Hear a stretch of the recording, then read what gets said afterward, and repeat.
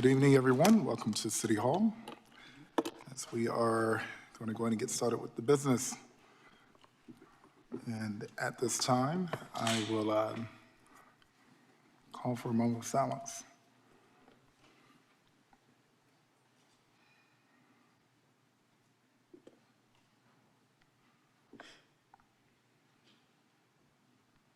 Thank you. I'll pass it over to Councilmember Rist for the Pledge of Allegiance. Thank you, Mr. Mayor. If it's your practice, I invite you to rise and recite the Pledge of Allegiance. Thank you so much. Jesus Christ.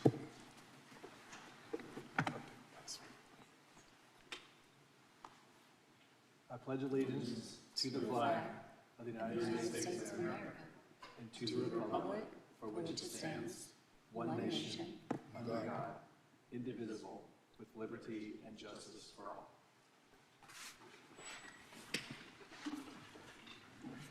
All right, Madam Clerk, will you please call the roll? Good evening, Mayor Williams. Here. Mayor Pro Tem Caballero. Here. Councilmember Baker. Here. Councilmember Burris. Here. Councilmember Cook. Here. Councilmember Kopak. Here. And Councilmember Rist. Here.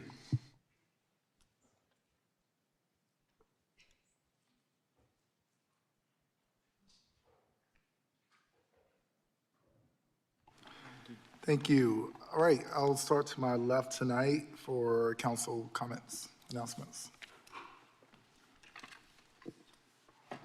Councilmember Kopak. Just a moment, please.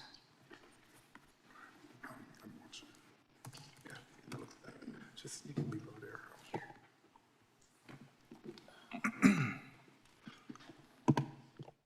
Thank you, Mr. Mayor. Just a few brief announcements. First of all, just a reminder for everyone about the public hearing for the updates to our UDO, the New Land Development Code, the LDC, coming up on February 25th. So please mark that on your calendar, and please do be present and join us if you are interested and available. Wanted to highlight an upcoming tour at the Pauli Murray Center on the 21st of this month in honor of Black History Month. That will tell about the history and social justice work of Pauli Murray in our city. And I've always really enjoyed that tour in the past and hope folks will join me this month.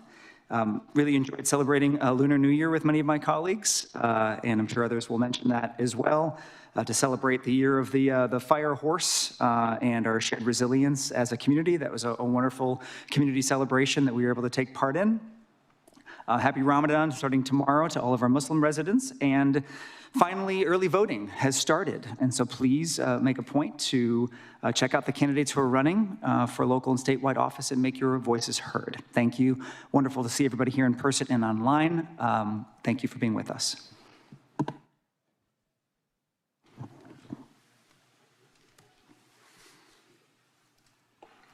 All right, Councilmember Baker. Good evening, everyone. Thank you all for being in the building. Good to see you all. I want to wish everyone a happy Lunar New Year. Want to focus my comments locally, but do want to lift up one thing internationally, which is what the United States federal government is doing in Cuba right now.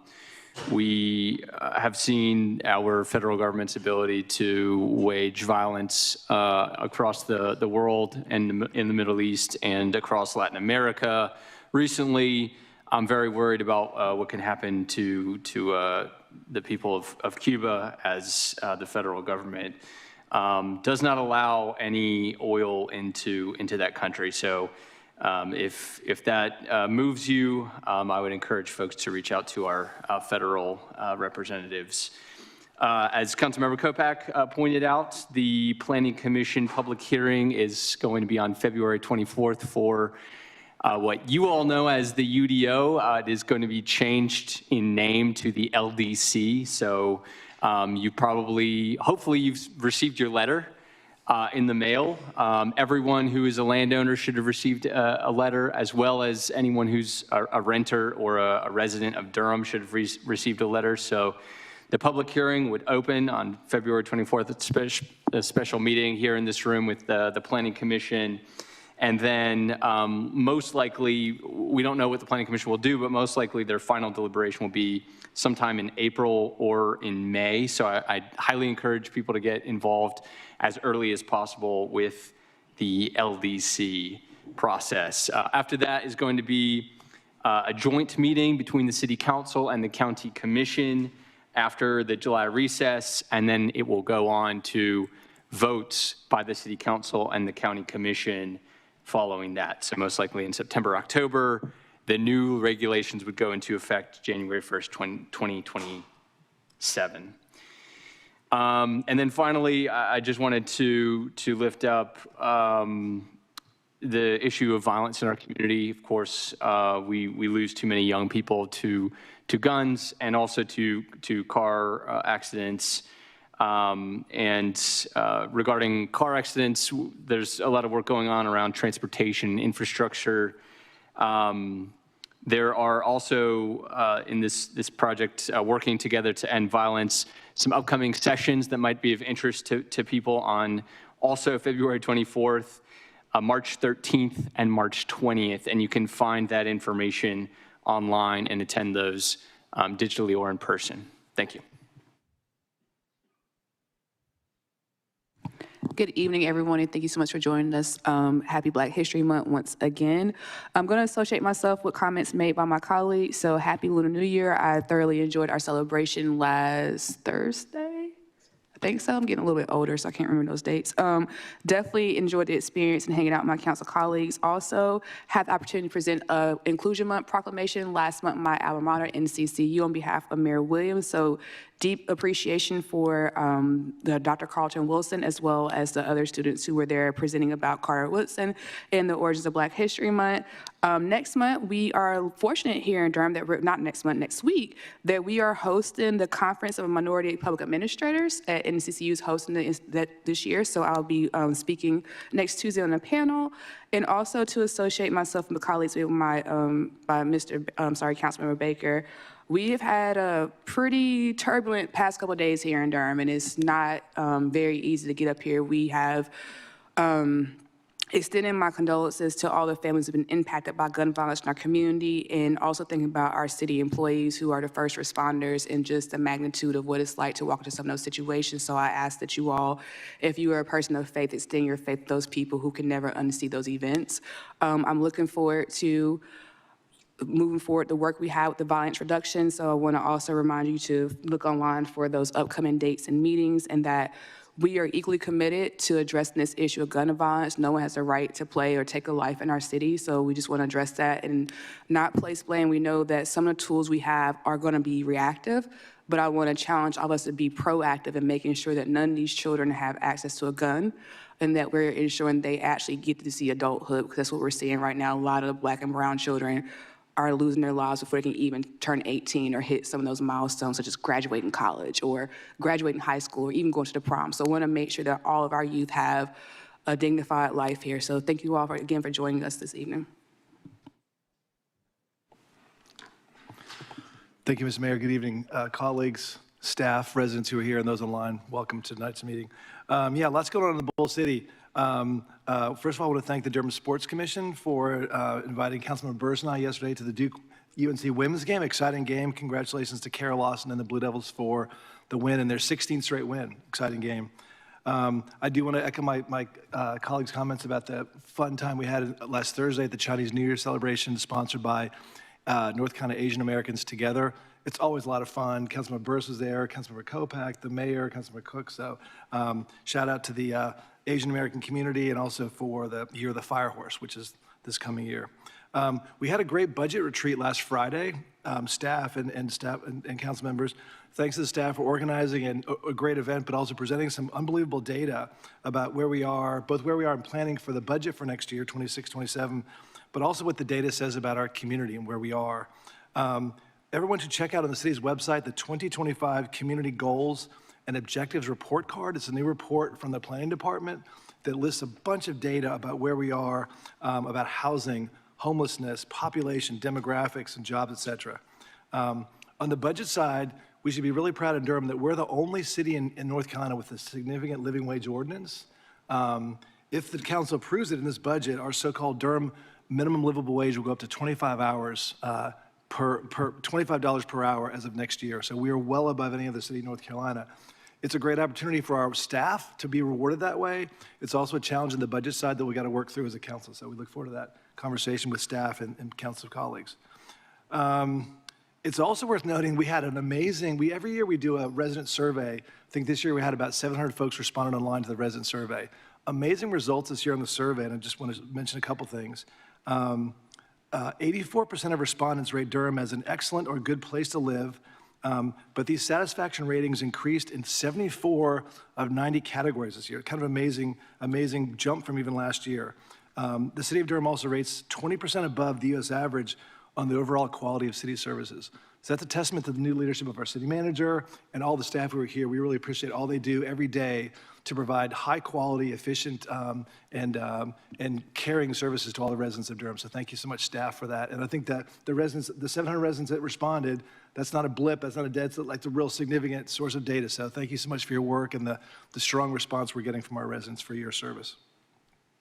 On that survey, again, the key priorities are things like housing, safety, sidewalks, and streets. We hear that all the time, and we hear that, and we're going to keep working on that with the manager and the staff. Speaking of housing, we also had a really interesting meeting last week of the Joint City-County Committee. We heard an encouraging presentation about the joint city-county strategy now to address homelessness in Durham, but also a related presentation about the recently completed housing task force work that's been done in Durham. Both of these point to the need for more housing to address homelessness, but also for the need for affordable rental housing at all levels for folks in Durham. One factoid that we're going to keep coming back to here on the council and in our conversations in the community is that our current gap for housing to meet the needs of residents at or below 80% of area median income is 12,000 units. And so we'll either need to work for partners in the private sector to help build those houses, or we're going to have to subsidize them ourselves. If we subsidize those units ourselves, it would cost $1 billion to do that, those 12,000 units. So we've got to figure out how we can develop and produce more housing for folks, I think largely in partnership with the private sector. But I do, after all that, some good news there and some nice factoids. I do want to echo my colleagues' comments. Very sad news in the last week or so. A very concerning rise of violence, a number of shootings, including several that happened in and around the Cornwallis Road Public Housing Complex. I know Ashanti Brown, the new interim director of the Housing Authority, is here. I know the mayor is going to say more about this. I think, the city, police department, community safety, and others, DHA are all collaborating on this. But this is not something we could accept in Durham. This is way too much violence. No one deserves to live in that kind of fear. And so we're going to keep working. We'll not stop in the city. We have a new violence prevention plan we're developing with the city and county. We're going to keep working on that. It can't come soon enough. But we hear the residents' concerns. We've heard the emails. We've heard the calls. And we want to see more. We want to ensure that everyone in this community can live in a safe and affordable environment. So I look forward to your comments, Mr. Mayor, and thanks for your work to address that. I know it's something we won't accept here in Durham. Thank you, Mr. Mayor. Thank you. Councilmember Cook. Thank you. Good evening, everyone. Thank you so much for being here, and hello to those watching online. I'm going to echo a lot of what my colleagues have said. I'm not going to repeat, but we had lots of good and lots of hard this week. We did have this resident survey that talked about how satisfied overall residents are with living in Durham, and also it is hard to sit up here with the amount of violence and crime that we have had just in this past week, but also really any violence is disruptive, but we know that a lot of it is concentrated in certain neighborhoods, and we also understand the implications of that on healthcare, on children's abilities to grow and develop, and on folks' abilities to be economically sustainable moving forward. We also know a lot of the root causes of this, and I'm grateful that my colleagues brought up the homelessness framework. That's a joint venture that we're looking at. This is a huge way to prevent violence, is to ensure that folks are housed and have that basic need met. Once people are housed, they have the ability to access other needs. Y'all know how important housing is to me. I do this work day in and day out. I see the impacts of folks who are unstably housed and what that looks like for themselves and their families all the time. I'm really proud that we have such an aggressive goal in ending homelessness, functionally ending homelessness by 2031, so that's 5 years from now. If you want to go back and watch the presentation get some more information on exactly sort of the benchmarks that we've set and how that is going to happen, there was a great presentation done to the joint city, county, and school board last Tuesday at 9:30, and that's available online, so feel free to watch that. But really excited about that, and really, again, really proud that we have decided that that is important enough that we are going to set an aggressive goal for ourselves. We might not make it, but why not aim for that? Because that is the Durham that we want to see. My colleagues have already stated that we had a good budget retreat. It's going to be a hard budget season. I think everyone sort of acknowledges that we've got cuts coming down from various places. We've also got increases in our minimum living wage that we're really proud to have, but it does create a bit of stress in the budget.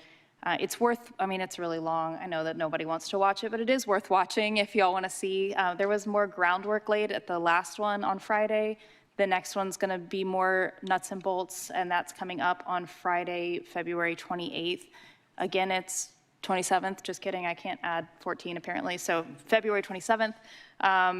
And again, it's a long day. Feel free to do it in parts or do it ×2 on YouTube, but that will be recorded and it is open to the public. And I am looking forward to seeing how we can be creative in thinking about these things. We have solutions. We saw from our resident surveys that folks have the same ideas that we've been hearing over and over again about ending violence, about affordability, which is make sure people's basic needs are met. And there are great ideas on how to do that. And so I look forward to hearing creative solutions and hopefully being able to get to work on some of those goals. Thank you. Mayor Pro Tem? Thank you. Good evening, everyone. I just want to say thank you to my colleagues for all of their comments. I will be brief and just say good to have everyone here with us. That's all. Thank you. Thank you all very much. Thank you for your comments. I also would like to resound and repeat some of the things that have happened over the last week, such as a great budget retreat. I think this may have been the best one that I've been a part of. Lots of information, but it feels good to be able to formally accept not only quantitative data, but qualitative data. And I just want to shout out the staff who just are amazing and put all of this work together. It reminds you of why we're so prideful in Durham, because of who we are working with. It's just absolutely amazing. It is also amazing that, when you ask residents how they feel about certain things, and we're not slightly above the national average in many areas, but, like 20% higher, 30% higher.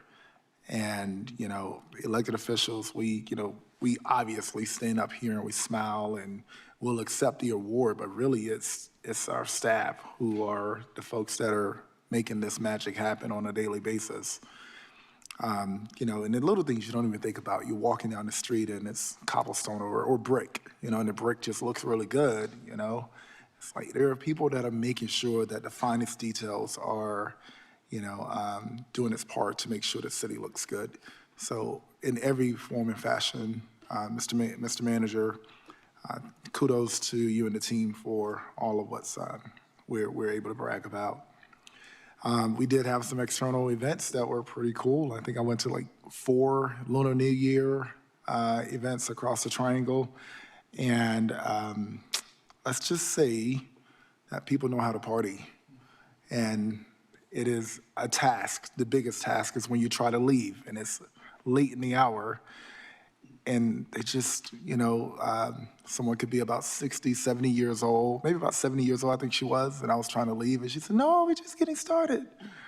And I was like, I gotta get out of here, I'm tired. But it was a great time, and I wanna thank the North Carolina Chinese Business Association. I wanna thank Bella and Representative Yalu and all of the folks that put all of these events together, Kaba. who put these events together to celebrate the year of the fire horse. And yes, there are a lot of things that we could talk about internationally. There are a lot of things we could talk about what's going on at the national level, but two things that are really important is one, voting. Early voting is happening right now, and there are a lot of big elections that are happening. Our judicial races are happening. The congressional and Senate races are happening, Supreme Court, and I know Durham is heavily a Democratic town, but the rest of the state also relies on our turnout. So I really hope that people get out there and vote, and make sure that you are paying attention, to who you're voting for. Do your homework, However, what is, I was speaking at an event this weekend, and someone said, "Gosh, you look so tired." And I am, if I'm just being honest,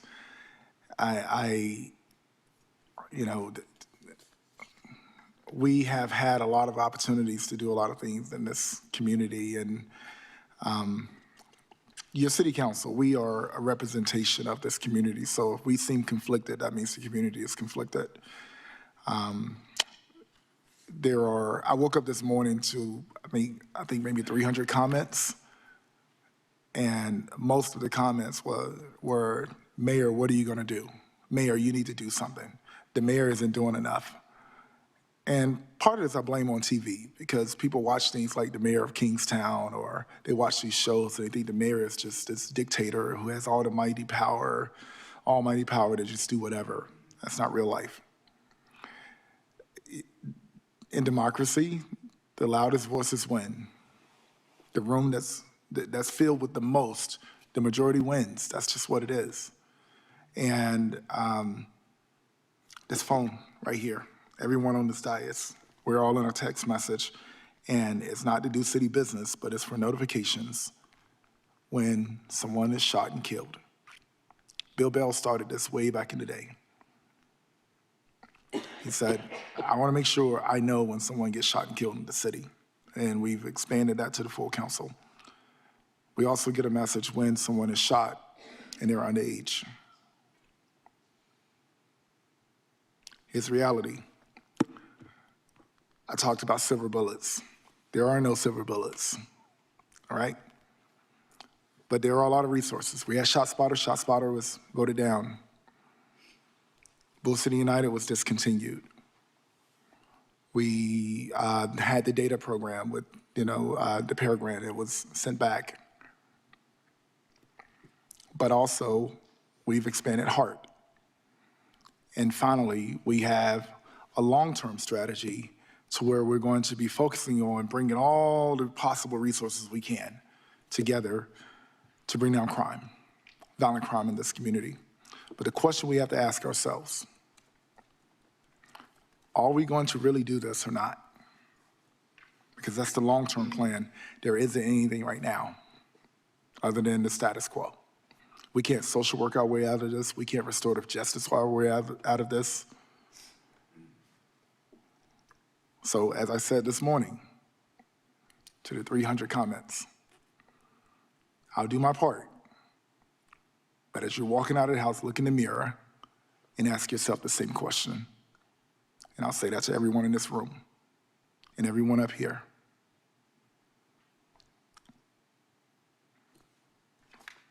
We've had about 4 to 5 people shot and killed in the last 3 or 4 days. Most of them under the age of 18. I don't know why we're not up in arms about that. It's not complicated. Where are the speakers?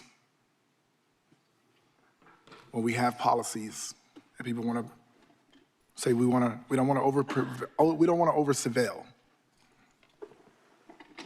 Where are the activists? Go talk to the parents.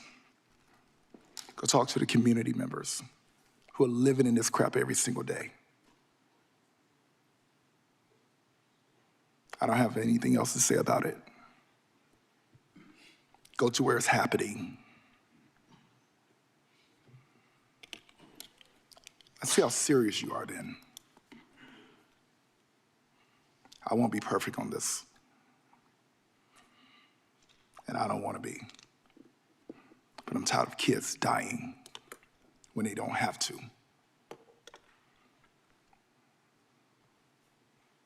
And if you're not coming to me with solutions and contributions, I don't have anything to say to you. I'm sick of just commentators. So, Mr. Manager, on you. Good evening, Mayor, Mayor Pro Tem, members of council. Good to be with you this evening. The city manager's office has one priority item. That's just to note that agenda item 29 had not been added to your agenda as of the work session. It has been added this evening. That is the continuance of the public hearing that for Creekside mixed use. So that is now on your agenda as item 29. Thank you. Thank you, Madam Attorney. Good evening, Mr. Mayor. Good evening, Mr. Mayor, Madam Mayor Pro Tem, members of the council. The city attorney's office has no priority items tonight. Madam Clerk. Good evening, Mr. Mayor, Madam Mayor Pro Tem, and members of council. The city clerk's office has no priority items tonight. Thank you. All right, at this time, I'll read the consent agenda. Item number 1, Mayor's Committee for Persons with Disabilities. Thank you. Item number 2, Durham Historic Preservation Commission, appointment. Item number 3, fiscal year 2025-2026 second quarter financial report. Item number, that was pulled. Yeah. Actually, could you remind me, because I'm just. Yep, just keep going. I got All it. right. That was number 3, right? Yep. All right. Item number 4, Bloomberg Center for Public Innovation Grant Budget Ordinance. Item number 5, Mayor's Council for Women 2025 Annual Report is also pulled. Item number 6, Contract BR 11, National Bridge Inventory Structural Repairs 2026. Number 7, Utility Revenue Refunding Bond Series 2026. Number 8, Equal Business Opportunity Program, EBOP, Annual Report, Participation Goal Review and Ordinance Extension. Number 9, Interlocal Agreement with Durham County for joint funding of the Low-Income Homeowners Relief Program. Number 10, Limited Obligation Bonds Series 2026. Mayor, you're reading the wrong agenda, sir. You're on the work session agenda for Thursday. Oh my gosh, you're right. Scratch all of that, everyone. I'm so sorry. I'm just getting my Granicus reset, and I am on the work session agenda. No, you're on the right one. I clicked. This is it? Yeah. All right. Would you start with number 1? We're going to start over and scratch all of that from the record. Item number 1, Affordable Housing Implementation Committee appointment. Item number 2, Audit Services Appointment Oversight Committee Calendar Year 2025 Annual Report. Number 3, First Amendment to 2020 Fiscal Year 26 Grant Agreement for an Immigrant Legal Assistance Program. That is pulled. That is pulled. Number 4, Durham Convention and Visitors Bureau, DBA, Discover Durham 2025 Annual Report. Number 5, 2025 Homeless Services Advisory Committee Annual Report. That's been pulled. Number 7, Junction Road Paratransit Facility in Faith Street, Transportation Renovation Professional Design Services. Number 8, Condemnation Action to obtain 1 temporary construction easement at 3835 Guest Road for the Horton Road Pedestrian Improvement Project. Durham City County Environmental Affairs Board 2025 Annual Report. Number 10, Durham Convention Center Authority Board 2025 Annual Report. Number 11, Durham Performing Arts Center Oversight Committee 2025 Annual Report. Number 12, Durham Cultural Advisory Board 2025 Annual Report. Number 13, Fiscal Year 2025 Housing Appeals Board Annual Report. That is pulled. Number 14, Human Relations Commission 2025 Annual Report. Pulled. That's been pulled. Number 15, 2025 Citizens Advisory Committee Annual Report. Number 16, 2025 Durham Workforce Development Annual Report. Number 17, 2025 Board of Adjustment Annual Report. Number 18, 2025 Durham Open Space and Trails Commission DOST Annual Report. Number 19, 2025 Historic Preservation Commission COG Annual Report. Number 20, Number 20, 2025 Durham Planning Commission Annual Report. Number 21, Second Amendment to Contract Number 20316, Supplemental Agreement Number 2 to Master Agreement Number 18908 with Kimley Horn Associates Incorporated for design of a roundabout at Marine Road and American Drive. 22, 2025 Bicycle and Pedestrian Advisory Commission Annual Report.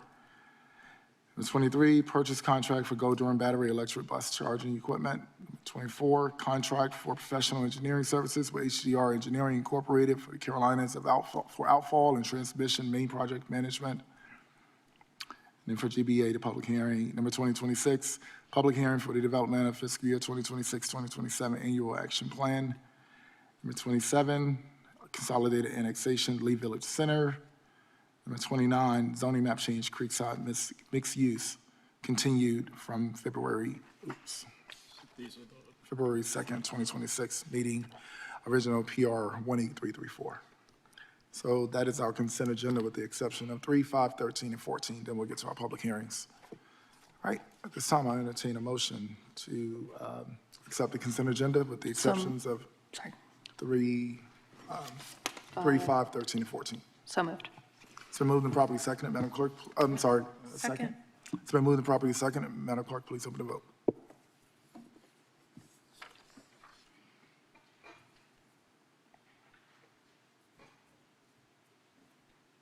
Thank you. Please close the vote. And the motion passes unanimously. Thank you. We'll start with item number 3.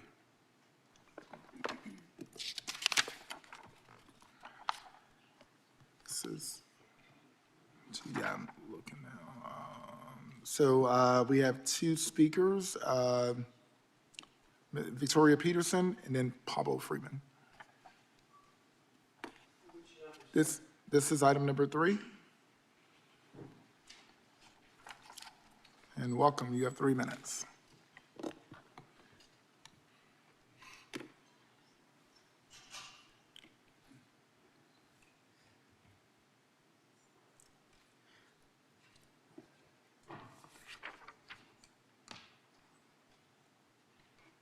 I'd like to first say good evening to everyone. Good I'm evening. Mrs. Peterson, Victoria Peterson. I'm one of the political activists here in Durham. I have spoken to quite a few individuals about the immigration legal assistance program that the city wants to offer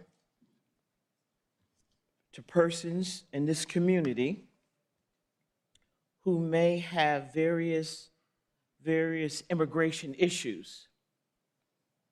And Mr. Mayor, I would like to know who has this organization been working with Mr. Mayor and City Council? Please listen.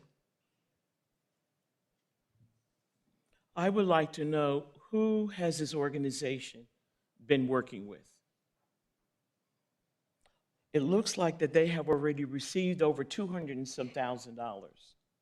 And I do not know if an itemized budget, who have they been helping and how much monies have they been giving out to individuals who may have immigration problems. Mayor Williams. I also would like to know, since Durham is a sanctuary city, whoever you are, you're welcome to come to Durham. But my concern is, who are they working with? Are you working with persons from Nigeria, Ghana, Canada, the Middle East? It's not clear to the public. So far, at least it will be close to $500,000 and some thousand that monies are going to be used to work with the immigrant community. I don't have a problem if those individuals are legal and they have some issues, some immigration issues, some immigration problems. And I have to be honest, I've spoken to other folks in this community. Some folks say, oh, Mrs. Peterson, leave it alone.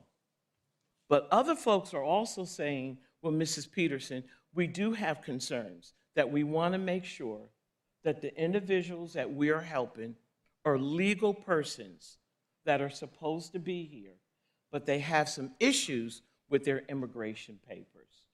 And we need to make sure that it's diverse, that there are people that they're working with who look like me. There are people that they're working with who look like the mayor. That we want to make sure that this is a diverse. This is Black History Month. We have numerous people in this community who come from the motherland. Thank you. And so we need to make sure, Mr. Mayor. Thank you. So I don't know if we can Next. get a report on this. Next should I- speaker is Pablo. Okay, there he is. You're welcome. Welcome, you have 3 minutes. All right. Good evening, Mayor Williams. Good evening, Mayor Pro Tem Caballero, members of City Council and city managers, and the millions of viewers out in the audience partaking online or in person. I'm here tonight to specifically talk a little bit about this grant, but also to talk a little bit broader than this. So it's framed as immigrant and refugees access. I would argue it's a little bit broader than that. To me, it's the right to counsel. For those of you who may or may not know, if you're an immigrant and you're in proceedings, you don't get the right to counsel, much like you do if you're charged criminally in state court or in federal court. You have the right to it, but you have to provide it yourself. And in many cases, that type of representation runs thousands of dollars. So I do support the idea of this city providing funds so those that don't have access to counsel can access counsel. Just a fundamental matter of due process. I think it's a good thing. My feedback to the council is really around the process that you all are using to get to this point. I think if you look at the last couple of months of city council, you all allocate funds to specific nonprofits by fiat as your role as elected officials. Like right now it's this grant, but in other cycles you give plenty of funds to Centro Hispano, okay? You don't give other opportunities for other nonprofits, other people to put their hat in the ring and offer their proposal for the same idea. And so my guidance or counsel to you all is that you all open it up, right? If you're in the business of providing folks access to counsel, that's a fair idea. There may be some private attorneys that may be willing to do it at low bono or maybe no bono, right? If you're interested in providing services to different communities, open it up, create an RFP process that's transparent so everyone has a fair bite at the apple of providing service. I think the taxpayers deserve that and the community deserves it. I think the goals that you're trying to propose tonight with this specific grant funding, I fully support. Access to counsel, mark me at 100%. But I do think the way that you go about it is also critically important. So best of luck, council. May the forces be with you. I'll give you 1 minute back for your annexation debate. Thank you.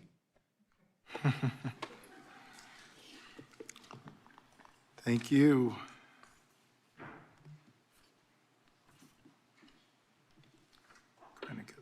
There we go.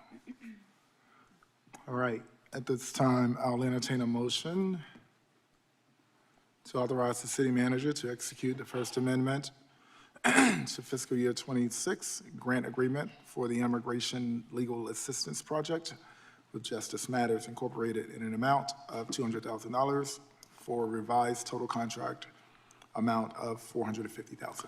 So moved. Second. It's been moved and properly seconded. Madam Clerk, please open the vote.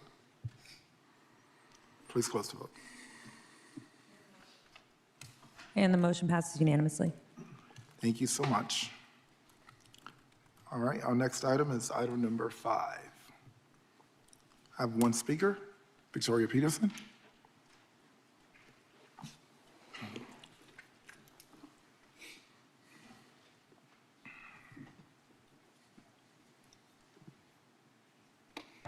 Welcome, you have 3 minutes.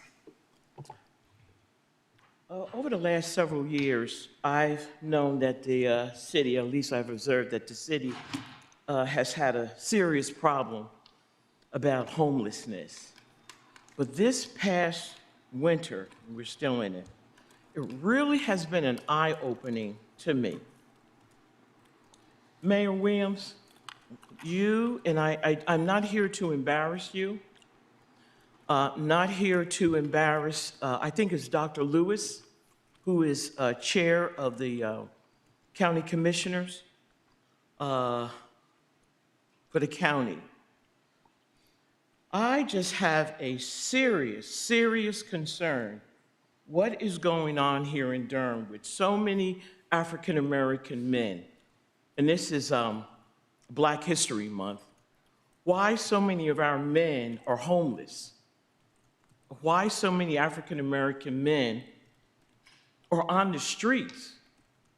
And during the winter months, over on Fayetteville Street, Alston Avenue, I live in the inner city. If you don't live in the inner city, you won't see this unless you come into the inner city. All these homeless camps down by the food line on Fayetteville Street, over there by Fisher Memorial United Holy Church, over there by Whitted School, all these homeless camps, mayor, city manager, city council members, you speak about Black History Month. I would like to see what plans are going to be put in place to address the large portion of African American men. And I'm not even speaking about crime. I'm not speaking about the crime, not on this issue. I'm speaking about why is it that so many of the African American men are living in the streets in this community? I don't understand it. I really don't anymore. Literally on the corner with fires, 12 and 1 and 2 o'clock in the morning, because they're trying to keep warm. But you have a huge old police building that's sitting, I believe it's West Main Street, sitting there, vacant, that could be very easily turned into some form of a shelter that homeless men, and also in this community, I'm not trying to put my sister on the burner, of African American women who have children. An attorney, Miss Cook, another female, sitting on the council. Ladies, do you know there's only one homeless facility in Durham for women across the street from the public library, and they only house 20 families? These are women who have children. Thank you, Ms. Peterson. We've got to do something. You got to say more than Thank you. recognizing Black Ms. History Month, Thank you. but we got to do something. Am I correct, Mayor Williams? We have a homelessness plan underway right now, just had an extensive presentation on it. So we'll sorry, make I sure, didn't hear we'll what make you sure said. you get that information, but we do have an extensive homeless plan with recommendations. But I'm going to cut that mic so we can get going. Thank you for your 3 minutes. And colleagues, I'll entertain a motion to receive the annual report for the Homeless Services Advisory Committee. So moved. Second. It's been moved and properly seconded. Madam Clerk, please open the vote. Please close the vote. And the motion passes unanimously. Thank you.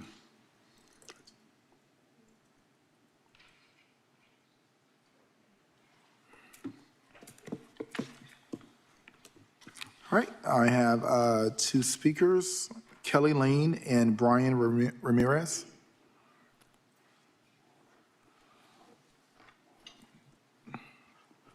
Welcome, you have 3 minutes. Thank you. Hi, it'll just be me. Same issue for both of us. And I apologize, I'm not sure if I'm this sorry, is- what did you say your name was? This is about your ordinance that was passed, and it's about housing. Okay, you're about- Kelly Lane? Yes. Oh, okay, gotcha. I'm Go just ahead, saying, welcome. same issue, it'll just be me speaking. Okay, got it. So I apologize, it's the first time I've done this here, so I'm not sure if this is the right area to speak under.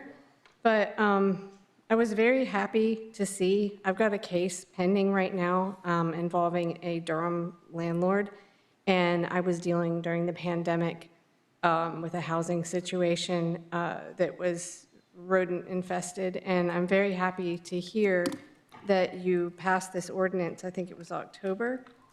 But my concern, I don't know if you can answer this here or not, but my concern is that what is actually going to be done about this? Because I learned through what I went through that there are state statutes and laws that say that this is illegal, but there's no enforcement. So you're left to spend thousands of dollars on an attorney. And I tried to go through legal aid. They were overwhelmed with evictions. So you're caught in this in-between where you're a good tenant paying rent, you're just stuck dealing with rodents. And we had 2, it was in the landlord was in Durham, but the property was in Carborough, and we had two failed town of Carborough inspections, but there's no enforcement. So I noticed that here, and maybe this is specifically just about your affordable housing units, but it said that there could be fines, right to, and we inspect those buildings, and we therefore have the right to levy penalties on those buildings if they do not meet the health and safety standards. But again, my concern is just, what are the tenants to do? If there's a law, but there's no legal assistance, there's nothing, where do they go? Thank you. Thank you. Next, Brian Ramirez. Oh, okay, got it. Okay, got it. If you will, just send those comments by email as well.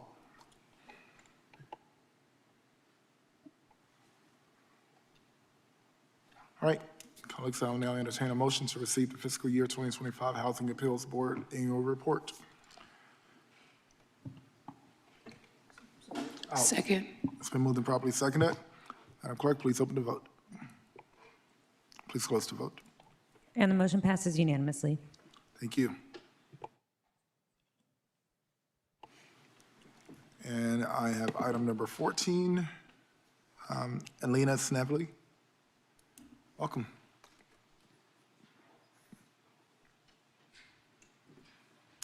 You have 3 minutes. Welcome.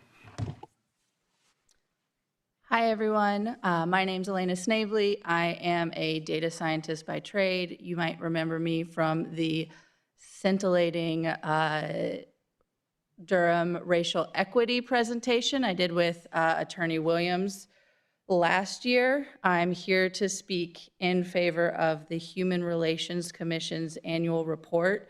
I hope you all know what a very deep thinking and intentional reset this was of this commission. I speak as a member of the Racial Equity Commission. As you know, we delivered our report and have been attempting a similar sort of reset and thinking about, you know, what does it mean to be a commission? What kind of value do we bring? Are we just meeting once a month and sort of talking for 3 hours? Or is this actually, you know, going somewhere? Councilman Rist listed off a number of different interesting data points that were brought up for your budget discussions. And the first thing that came to my mind was, I wonder if those numbers were disaggregated by race. Like I said, I'm a data scientist. That's sort of the role I've been playing on the commission. The Human Relations Commission did meet with the Racial Equity Commission a number of times in the beginning of last year. I do want to say that the Racial Equity Commission has not met since July. We are part of the Human Relations Commission's 2026 plan. And I think thinking about the intentionality of like, what is a commission for? Do y'all need a Racial Equity Commission? Do you find value in them?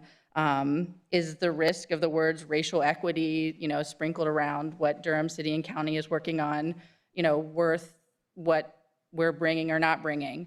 So we have been re-engaged. I believe we're going to meet once until there will be a joint discussion with you and the county commissioners to determine the future of the Racial Equity Commission. But I do think that if you look to the Human Relations Commission and what can be done with a group of passionate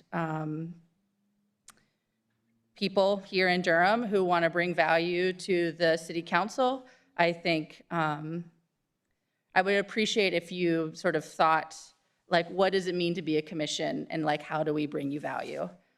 So with that, I hope you all approve their annual report. Thank you so much for your comments. At this time, I'll entertain a motion to receive the Human Relations Commission 2025 Annual Report. So moved. It's been moved and properly seconded. Madam Clerk, please open the vote. Please close the vote. And the motion passes unanimously. All right, thank you. Next, we have our first public hearing. Public hearing for the development of the fiscal year 2026-2027 annual action plan. Welcome. Staff report. Right. Good evening, Mayor Williams, Mayor Pro Tem Caballero, and members of the City Council. My name is Braden Korwitz. I'm a Planning and Performance Administrator for the Housing and Neighborhood Services Department. This public hearing is to receive resident comments and input on the affordable housing and community development needs in Durham neighborhoods as it relates to the use of the following U.S. Department of Housing and Urban Development, or HUD, annual block grant programs.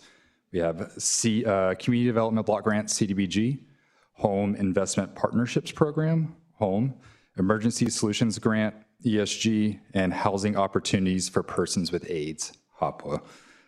This public hearing is a requirement for the development of the annual action plan. It was advertised and noticed via the City of Durham's website, the Herald Sun and Cape Costa newspapers, as well as the Housing and Neighborhood Services Department's webpage and various listservs.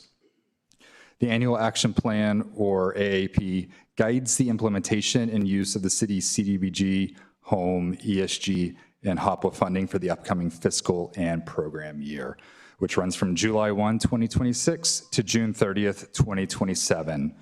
HUD has not yet notified the city of grant funding amounts for fiscal year 2026-2027. For planning purposes, the city expects to receive $1,925,000 in CDBG, $975,000 in HOME, $175,000 in ESG, and $1.1 million in HOPWA funds.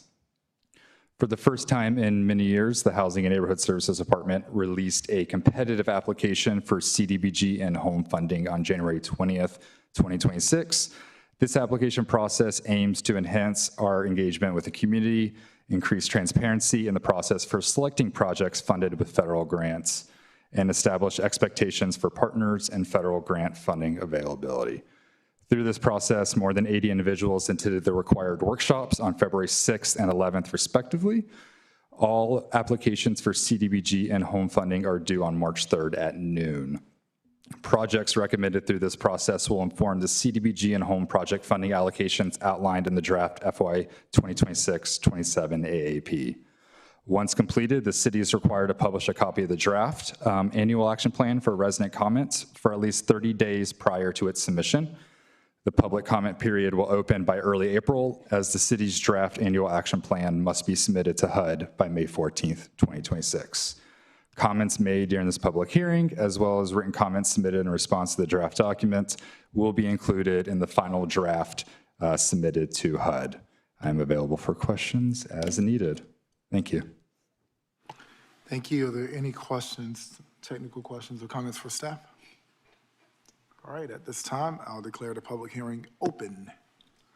I do have one speaker, Ms. Peterson. Welcome, you have 3 minutes.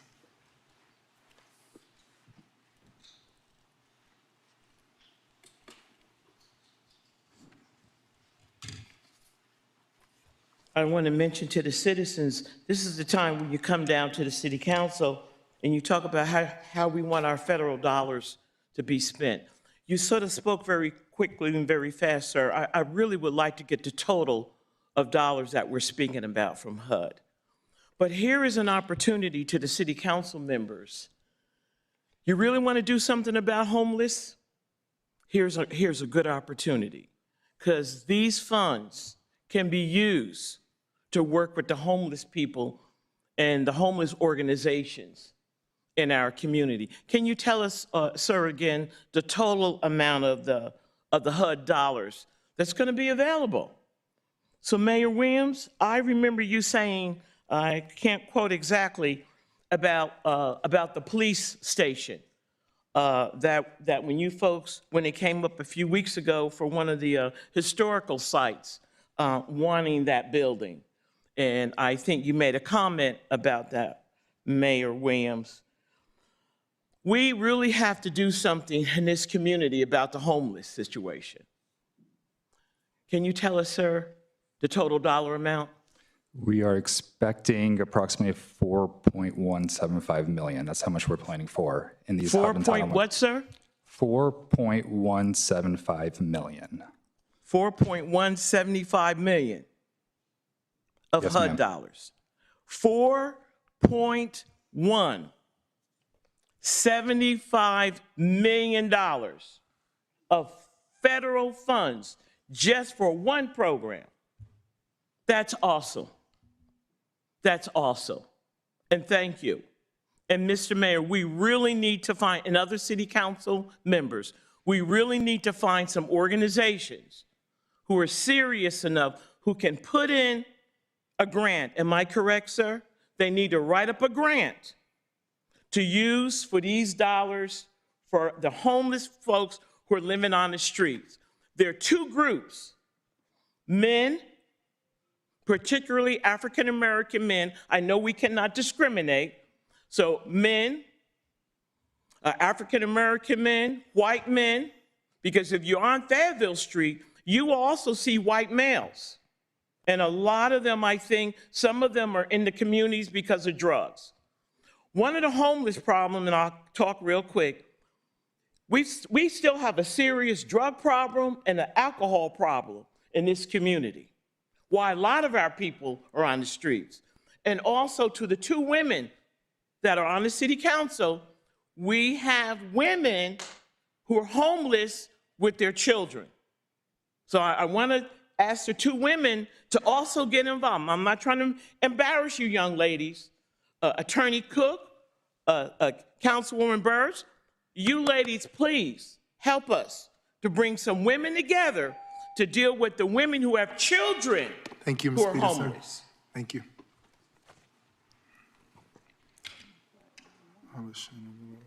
Madam Clerk, I have those. Thank you.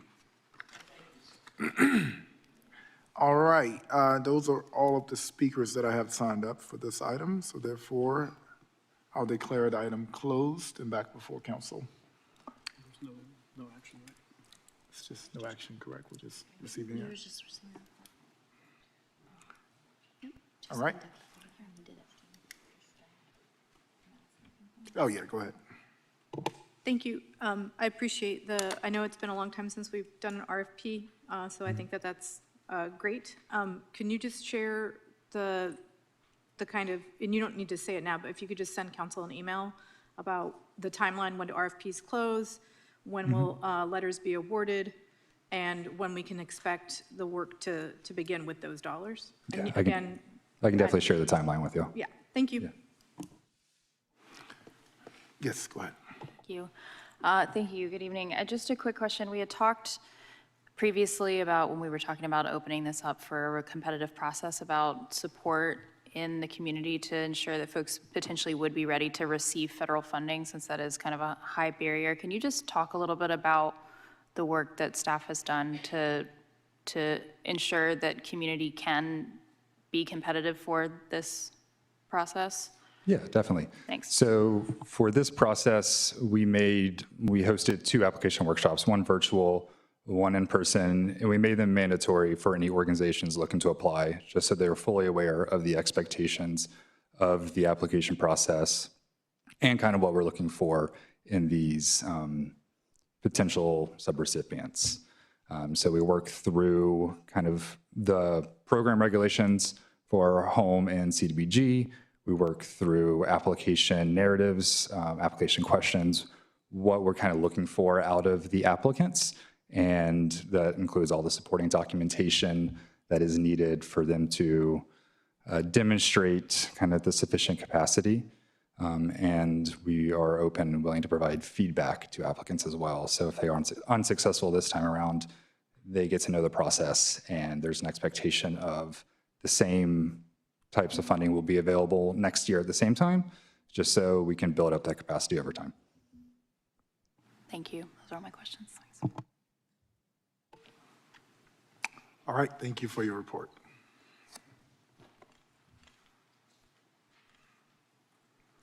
All right, next up, we have consolidated annexation, Lee Village Center. Welcome.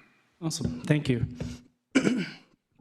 Mayor Williams, Mayor Pro Tem Caballero, and honorable council members, my name is Andy Lester with the Planning and Development Department. It's good to be with you all tonight. Before I begin, staff would like to state for the record that all Planning Department hearing items have been advertised and noticed in accordance with state and local law, and affidavits of all notices are on file in the Planning Department.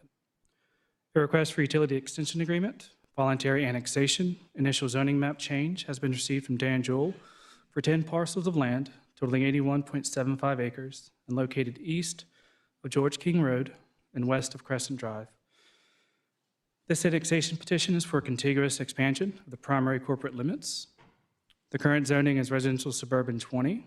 The applicant proposes to change this designation to compact suburban design core, compact suburban design support 1, and compact suburban design support 2, all within a textual development plan to allow for a mixture of residential and non-residential uses.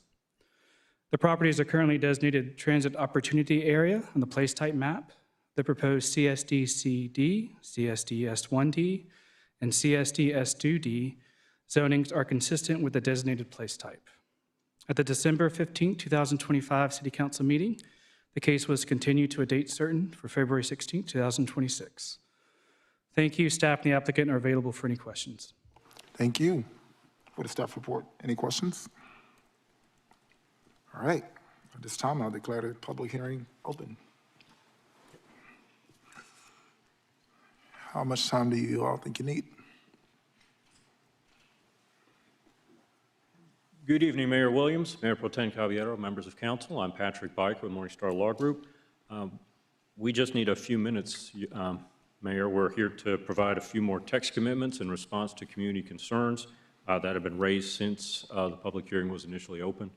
And happy to answer any questions, but I think for the sake of efficiency, it might be best for us to provide the additional text commitments that relate to, for example, vertical integration, dedication of parkland, a few other items. We'd be happy to do that at the time that you've heard from others so that the staff can memorialize them for the vote on this annexation, this agenda item. But Mr. Jewell and I are happy to answer any questions, and we're very proud again to have our ownership team, the father and daughter duo of Jed Harris and Laura Martin here. So they flew all the way from California to be with us tonight. So we're happy to answer any questions. We appreciate your time, and we would like to add a few more text commitments to this textual development plan at the appropriate time.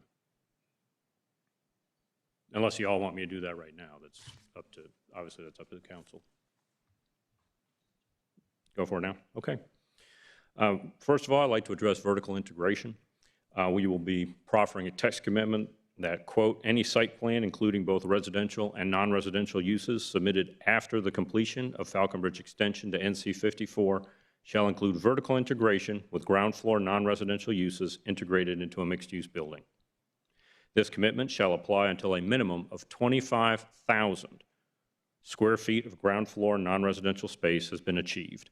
Any vertically integrated mixed-use building with ground floor non-residential uses constructed before the completion of Falcon Bridge Extension to NC 54 shall count towards this 25,000 square foot requirement. That's the text commitment for vertical integration. Secondly, we'd like to proffer in regards to a public parkland, quote, upon completion of the Falcon Bridge extension to NC 54, completed construction of the Eastern Greenway Trail within REID 141610. That's the large 64-acre tract. That's the main parcel of Lee Village Center. And the provision of transit service by either Go Durham or Go Triangle to Lee Village Center. The developer shall offer to dedicate at least 2 acres of land within REID 141610 to the City of Durham for a City of Durham park. Such acreage may contain land within a riparian buffer, and such acreage shall have vehicular, bicycle, and pedestrian access to Falcon Bridge Extension and access to the Eastern Greenway Trail. And the last text commitment I'd like to proffer has to do with transit service, and this is what our team would like to put forward. We would proffer, quote, the development team agrees to meet and confer with representatives of Go Durham and Go Triangle on a semi-annual basis to evaluate the provision of transit service to Lee Village Center.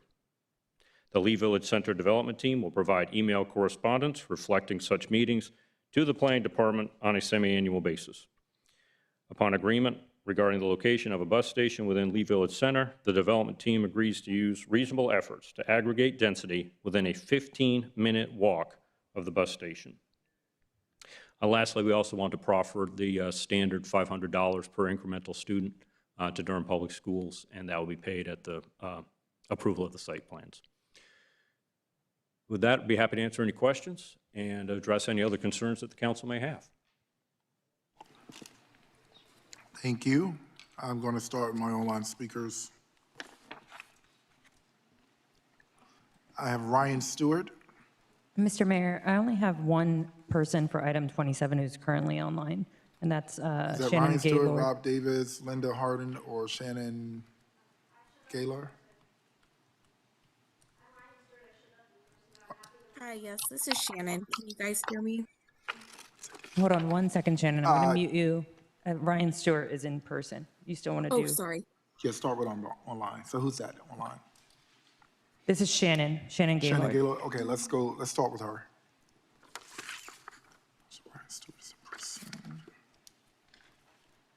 Shannon, how are you? Can you hear me? Yes, can you hear me okay? Yes, I can, loud and clear. Welcome. You have 3 minutes. Okay, thank you. Good evening, Mayor and council members. My name is Shannon Gaylord, and I live in the townhome community directly adjacent to the proposed Lee Village development under Agenda Item 2027. We are not opposed to growth. We understand Durham is evolving and housing is needed. What we are asking for is responsible integration with existing neighborhoods.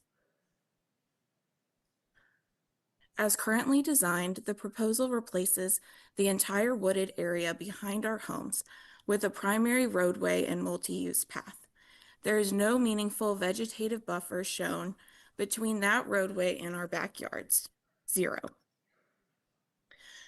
Today, that wooded area functions as more than scenery. It absorbs stormwater, it reduces heat, it dampens noise, it provides privacy, it is active wildlife habitat. We regularly see songbirds, woodpeckers, and even deer families. For many residents, it is our daily connection to nature and a meaningful contributor to mental well-being and quality of life. Replacing mature canopy with pavement and traffic fundamentally alters the livability of our homes. We are also concerned about cumulative traffic impacts. NC 54 and Farrington Road are already heavily congested corridors with documented peak hour backups. Introducing a new roadway connection without clearly defined and enforceable mitigation measures and without fully accounting for long-term build-out impacts raises serious concerns about safety and cut-through traffic affecting adjacent neighborhoods. Durham has adopted sustainability and urban canopy goals. Eliminating an established wooded buffer without requiring substantial preservation or enhanced buffering appears inconsistent with those commitments. We also believe our neighborhood has not been meaningfully represented in the design process. Many of us purchased our homes with the wooded area behind us serving as environmental separation. We are now facing the prospect of traffic, headlights, and roadway noise directly behind our backyards with no substantial buffer proposed.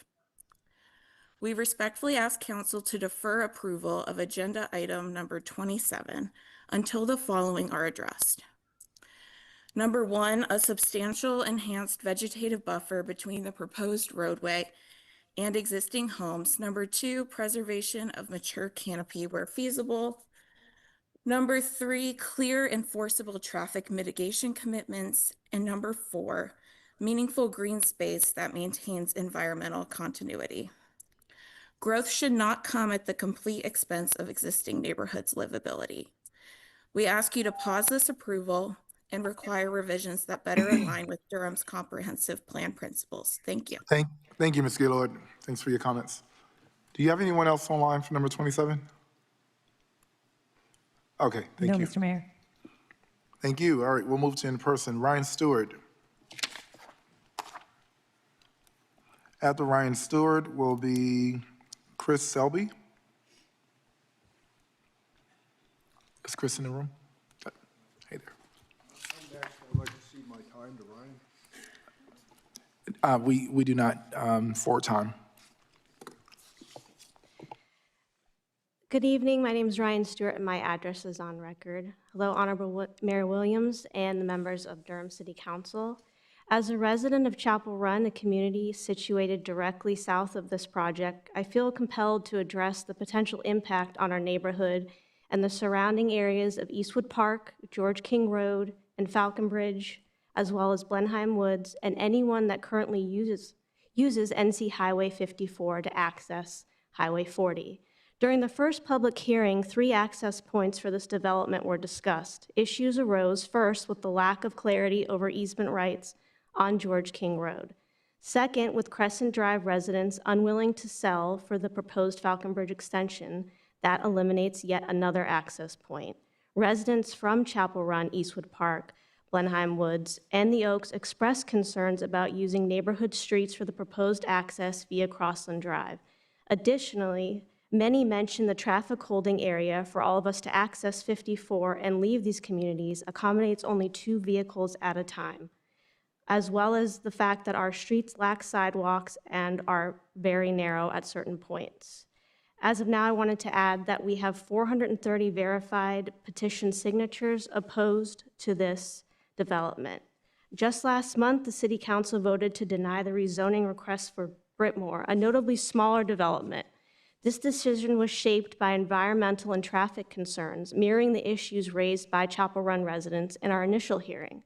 This included development's proximity to state roads, Army Corps of Engineering land, and its location in the area heavily dependent on vehicle traffic, which contradicts previous statements from the council aimed at curbing urban sprawl. Councilmember Burris specifically emphasized traffic concerns at the intersection of Highway 54 and 40, the very area where Lee Village is set to be located. On January 13th, I wanted to note that the Planning Commission voted 8-3 to oppose the rezoning of the enclave at Little Creek. This project is located right next to Lee Village. Residents provided remarkably detailed impact statements regarding the environmental concerns associated with these projects. The Little Creek trails adjacent to these parcels serve as a preservation area, and I can personally vouch for the beauty and ecological diversity they contribute to the area. Given the significant scope of this project, encompassing over 2,100 apartments, 86,000 square feet of retail space, 675,000 square feet of office space, 40 townhomes, along with additional proffers for potential hotel and daycares, we strongly recommend that you reject this request. According to ITE trips formula, the apartments alone would generate 975 trips during peak hours. This development not only contradicts the UDO's TIA policy, but also features 5 donut holes. Thank you. Thank you so much. Welcome. Welcome. You have 3 minutes.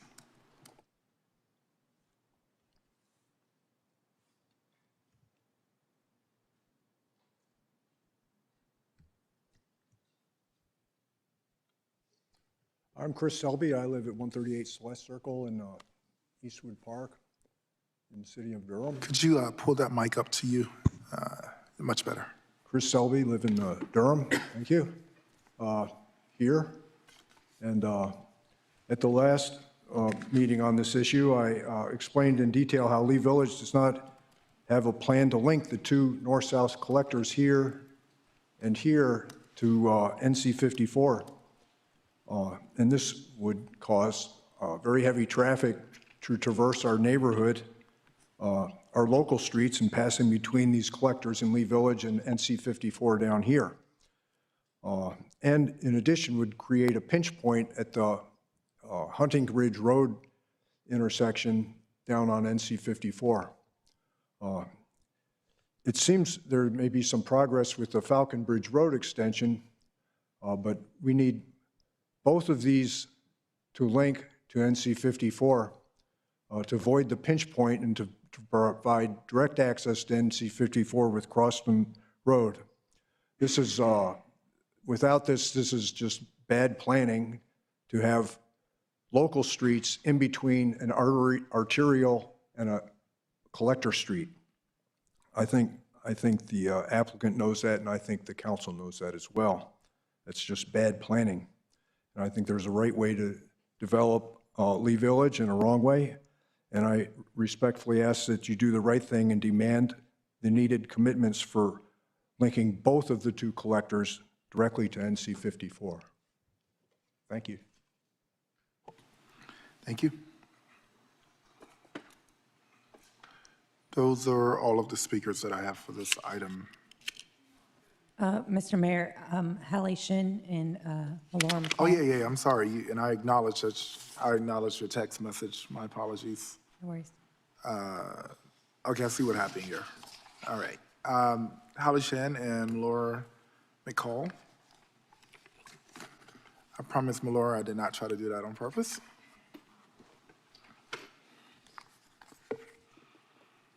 Hello, welcome. You have 3 minutes. Okay, sorry. I had some things for the projector, but. Oh, so it should be on the computer? They said it didn't work, but I sent everyone a PDF last night or this morning, and everything I'm referencing. Do you have it is- physically with you? What? Do you have it physically with you?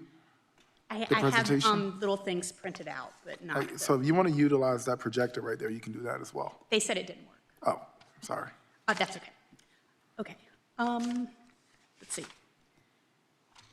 Okay. As you all may recall, my concerns are regarding the block diagram and collector streets of Lee Village. This area has been designated a transportation opportunity area. Is the irony lost on you all that these developers are trying to develop this 90-acre transportation opportunity area, yet they lack the parcels necessary to connect vital collector streets within the development to surrounding thoroughfares? The failure of this group to secure parcels for necessary infrastructure access for this private project is their problem and should not be thrust upon their neighbors. These are developers who have a glossy 14-page prospectus for potential investors.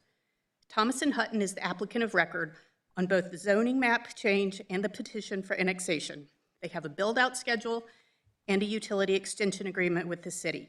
So these developers now are attempting to use city council to get the taxpayers of Durham to subsidize the creation of infrastructure they need to develop this land to the benefit of their bottom line. It's disappointing that city planning has allowed this project to progress to this point in this iteration.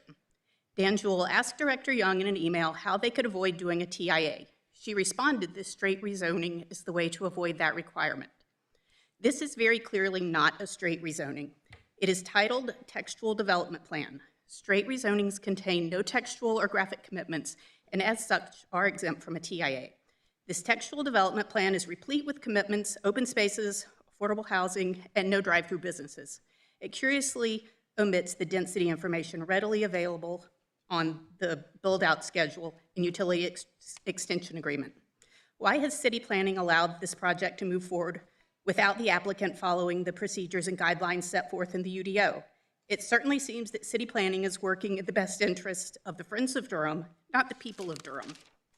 I request that this project be remanded to planning so the developer can take responsibility for following the guidelines of the UDO and submit an application that adheres to these guidelines. If council moves forwards in voting on this project tonight, despite its non-compliance with the UDO, and in light of the inevitable consequences of this decision on adjacent properties, I request that City Council condition any approvals on the following. City will not exert its planning jurisdiction on my or my neighbor's properties. The city will not annex our properties. The city will not condemn our properties. The city will require a TIA to be submitted before a final vote, and the city will require the applicant to replace the existing block diagram with one that routes the streets through its own property. And finally, I ask that the city request confirmation on the record from the applicant that it will not seek to condemn or request the city to condemn my and my neighbor's properties.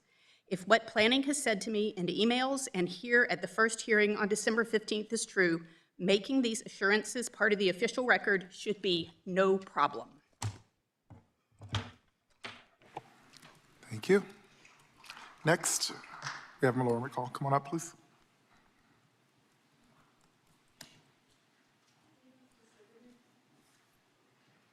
I had submitted some paperwork to them. Do you want me to hand these out to them? Please. Okay. I didn't make the 2 p.m. deadline, sorry.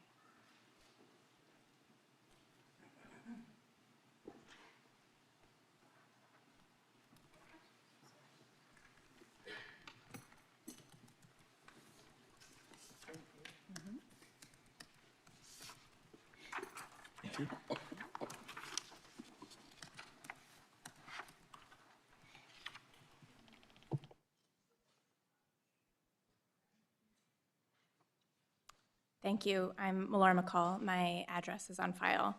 At a recent work session on riparian buffers, there was an important conversation about how development plans sometimes advance in the background without transparency, but yet applicants may describe certain elements as too conceptual to commit to as part of zoning map change decisions.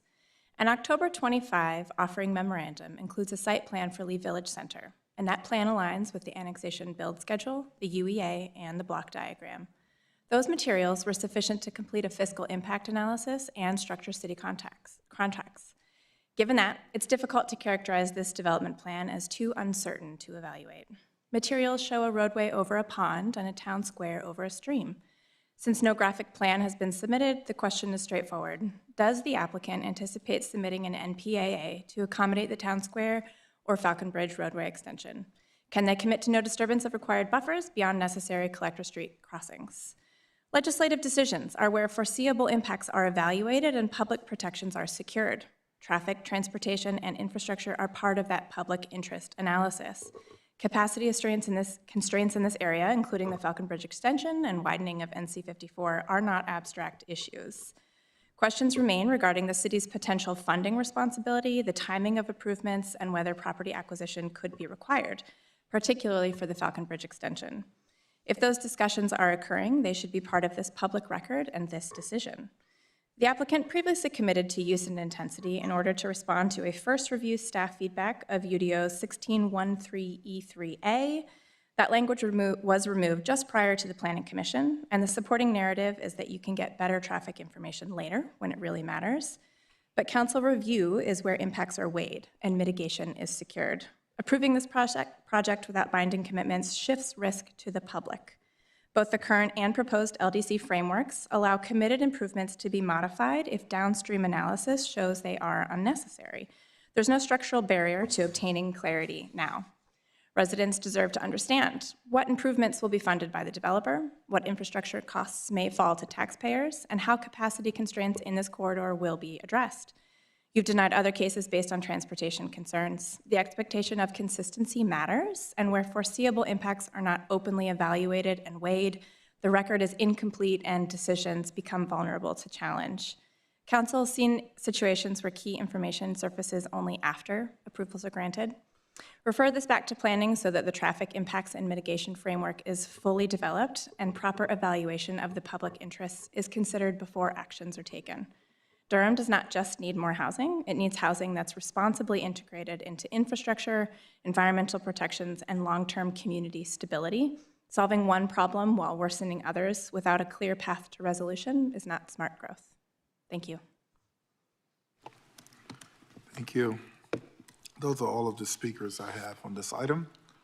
Before this, do you want to respond to any of the comments? Thank you, Mayor Williams, Mayor Pro Tem Caballero, members of the City Council. Just to clarify the record from our initial submittal, Lee Village Center has always had a 30-foot, 0.06 opacity buffer between Lee Village Center and the Chapel Run neighborhood. So there certainly is a substantial buffer in place. I want to make sure that the council knew that, since there's obviously been allegations to the contrary. We're only aware of one donut hole, so that is not resolved at this time. So there was a statement, I think, about 5 donut holes. That is incorrect. And I think all these arguments were presented to the Planning Commission, and they voted 10-1 to recommend approval to this council for Lee Village Center. So I want to make sure that was recited as well. Our team, we actually have no idea what this offering memorandum that speakers have spoken about. We did not authorize it. We have no idea what it is. We know there are other concerns that council members have, and so we welcome the opportunity to see if there are additional proffers that we can make, and our team respectfully asks for your support of this annexation and Lee Village Center, since it's in compliance with our current comprehensive plan and the 2005 comprehensive plan, which has called for this area to be transit-oriented development for 20 years. Is there anything else? I think we'd love to hear your questions and concerns, and address any additional proffers that might be appropriate at this time.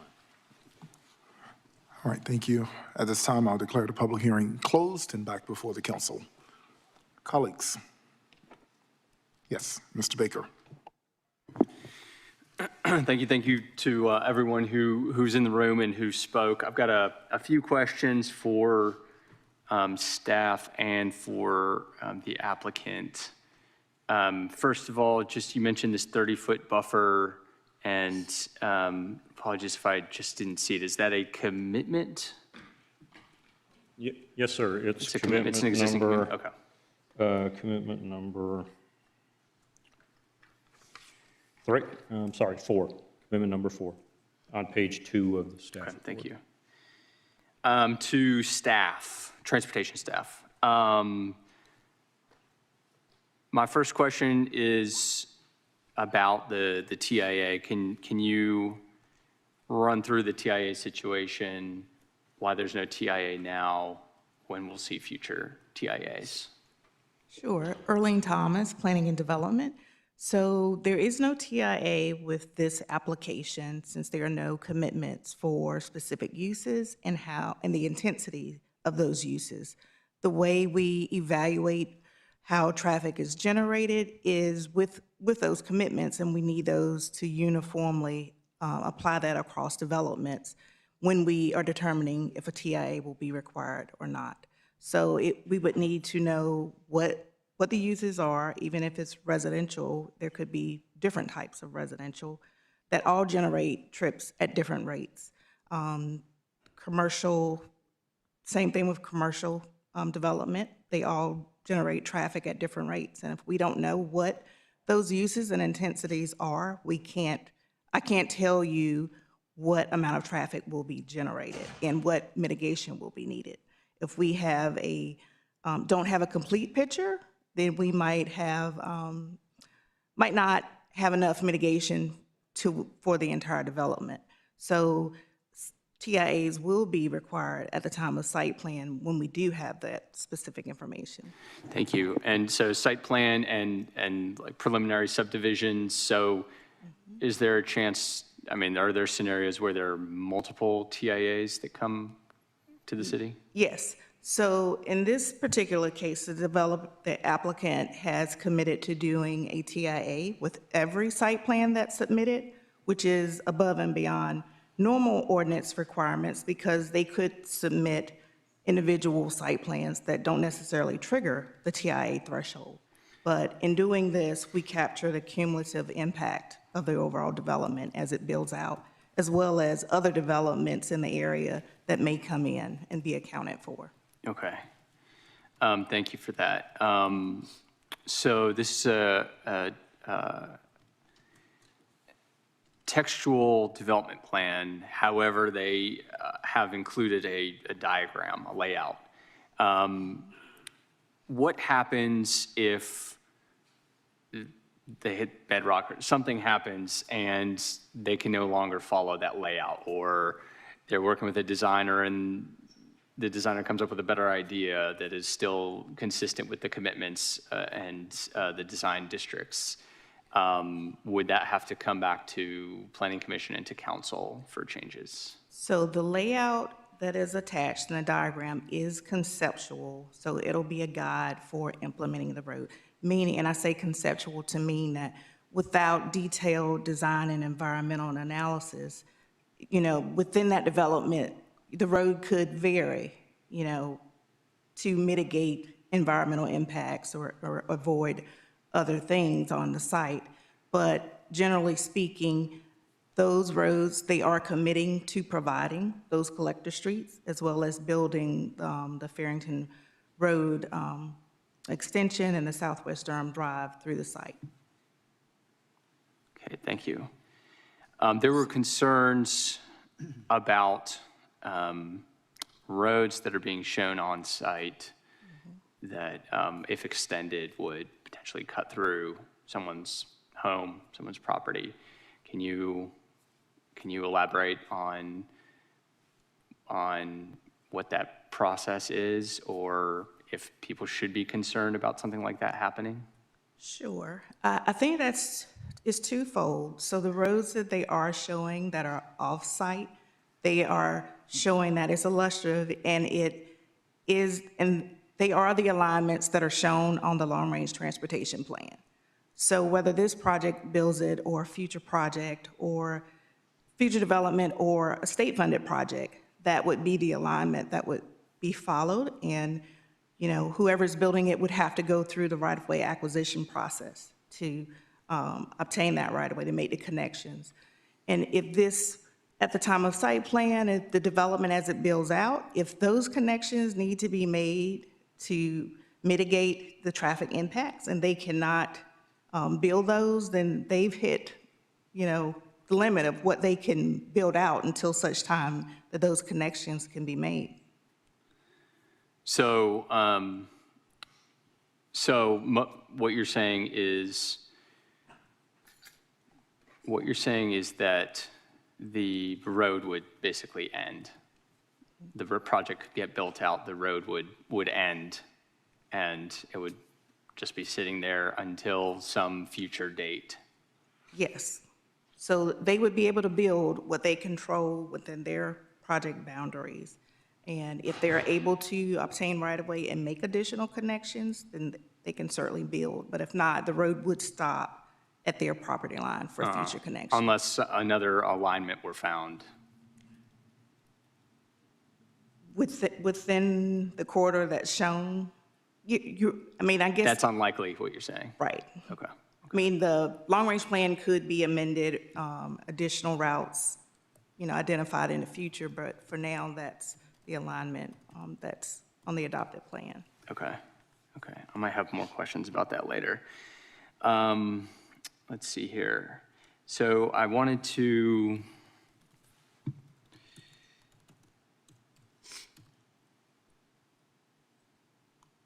Okay, that's it for now. Thank you. I wanted to ask...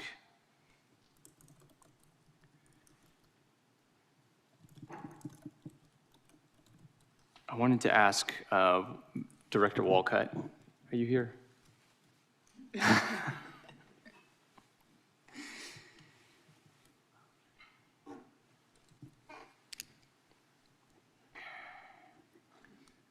So they've made this commitment for parkland. It allows flexibility at a future date. If it's determined that there's no desire for parkland, then so be it.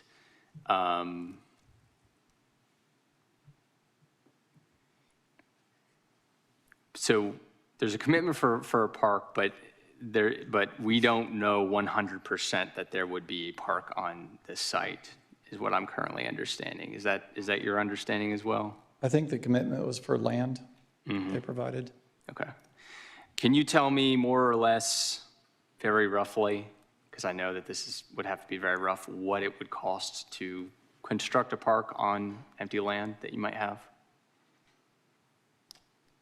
Sure, roughly would be an understatement, so I don't want to get cornered on any kind of price commitment. But similar size parks, and not knowing all the lands or specifically where this park would be on the site, I can give you some estimations. So think about a playground, and to our standards, if we design and build a accessible playground with accessible surface, like the poured-in-place surface, and we wanted to add shade sails to that, and we wanted to do a nice decorative fence around the playground, you're looking at approximately $300,000+ for just a playground. So anything on top of that with extra amenities would be hundreds of thousands of dollars.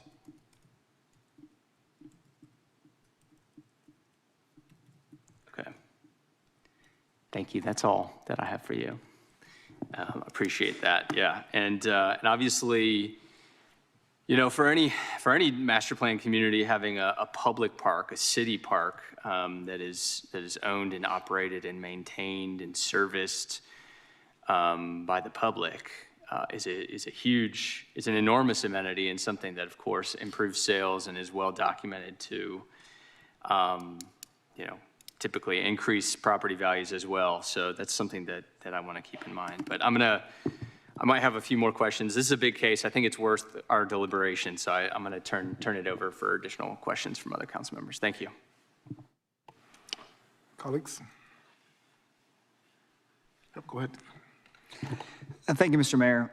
So the first question is for planning staff, building on the questions of my colleague, Councilmember Baker, in regards to concerns. It's kind of building on what Ms. Thomas was just saying about the ability of the city to basically take folks' property in order to build this out, either through this development or future development. And I'm just would like to hear from staff what whoever would feel it's most appropriate, right? What are what's the city's ability to step in and be able to actually do that, to have this project go forward? Earlene Thomas again.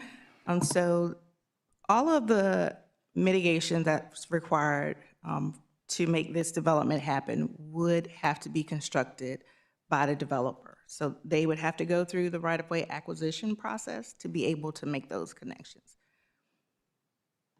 Can the city pursue an extraterritorial jurisdiction process or annex properties, condemn properties? What can the city do to step in and further this project? So no, the city could not.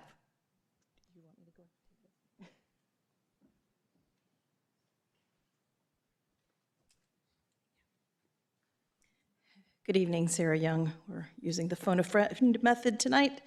So extraterritorial jurisdiction may be helpful to define what these things are for those that may not be familiar. That is when a city has land use zoning authority over an area that is not in their city limits. When the city and county agreed many, many moons ago to have a joint ordinance and a joint department, the city gave up its ETJ. City no longer has extraterritorial jurisdiction, so that is not a possibility in this case. Because that area is already in the joint city-county, right? It's county, and so it already falls under the same comprehensive plan and other zoning ordinance provisions. So that's ETJ. Annexation in the state of North Carolina, the only way that a city could forcibly annex is through a public referendum, so taking it out to a vote to the community. That's highly unlikely. I don't know that any jurisdiction has done that. So basically, in North Carolina, functionally, forcible annexations are prohibited and really only voluntary annexations. So the city would not pursue trying to annex someone's property. I think the other question, if I remember correctly, was about condemnation proceedings. As Ms. Thomas said, it's up to the applicant to obtain the right-of-way necessary. Typically, the city may do condemnation of right-of-way when we are trying to do our own roadway projects, if needed. Typically, we do not get involved in condemning property for developers, although that is a power that the city has and could potentially be used. That is not typically done. All right, thank you. So a couple of questions for the applicant. So the first is in regards to the park proffer. I just want to understand the commitment language in regards to the park. In particular, you said that at a time when Falcon Bridge is completed and upon completion of transit service. Is that correct? Yes, sir. That's Okay. in compliance with the City of Durham's park location policy manual. Because otherwise, if the transit service had not been yet completed, building a park there would not be in compliance with the city's policy. So I guess, does that become a question for staff?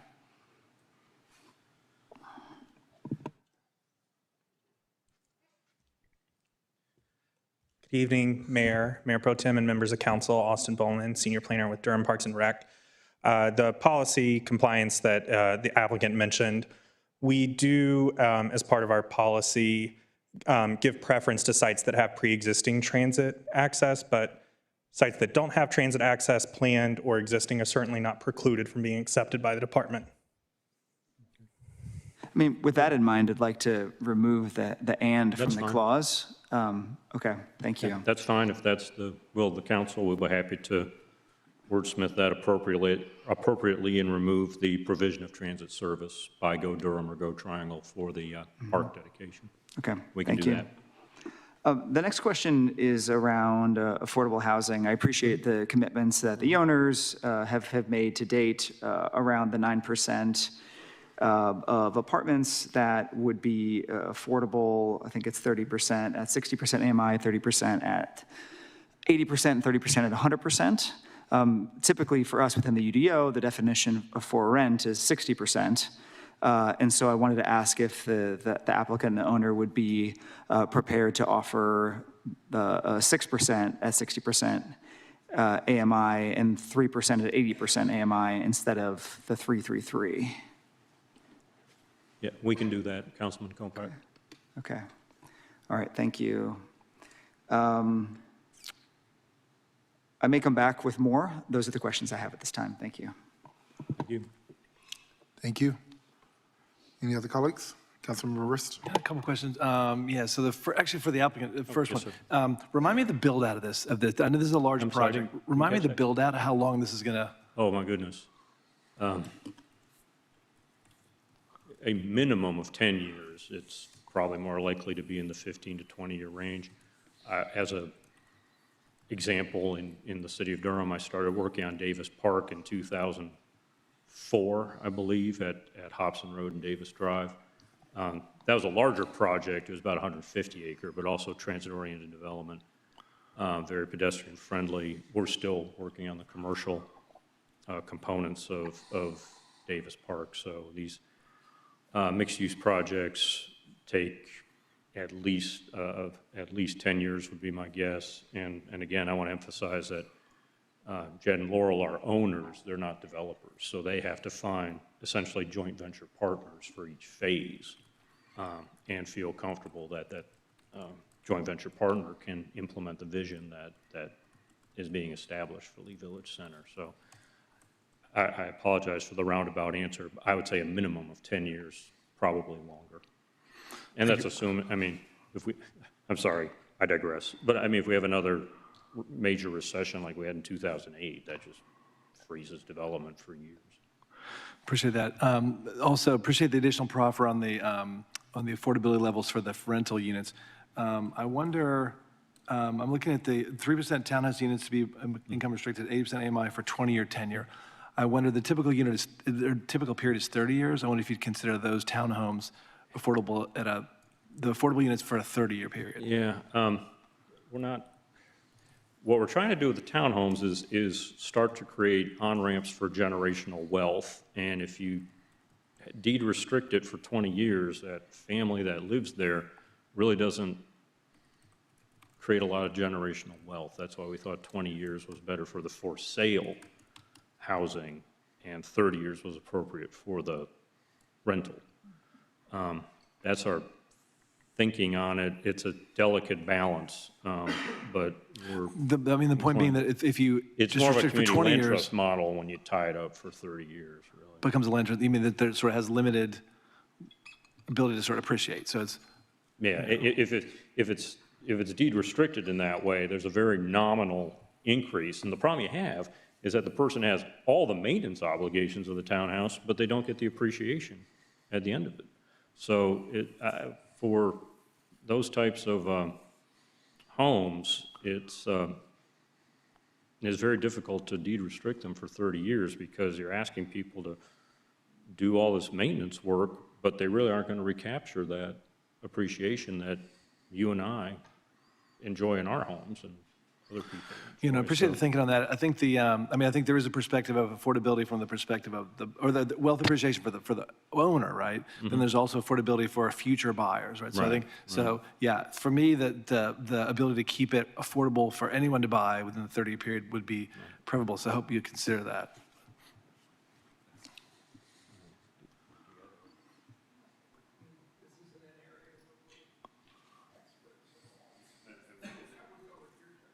Yeah, I mean, If that's a material consideration, Councilmember Rist, we'll make that change, but I will go on the record saying I do not think it's appropriate.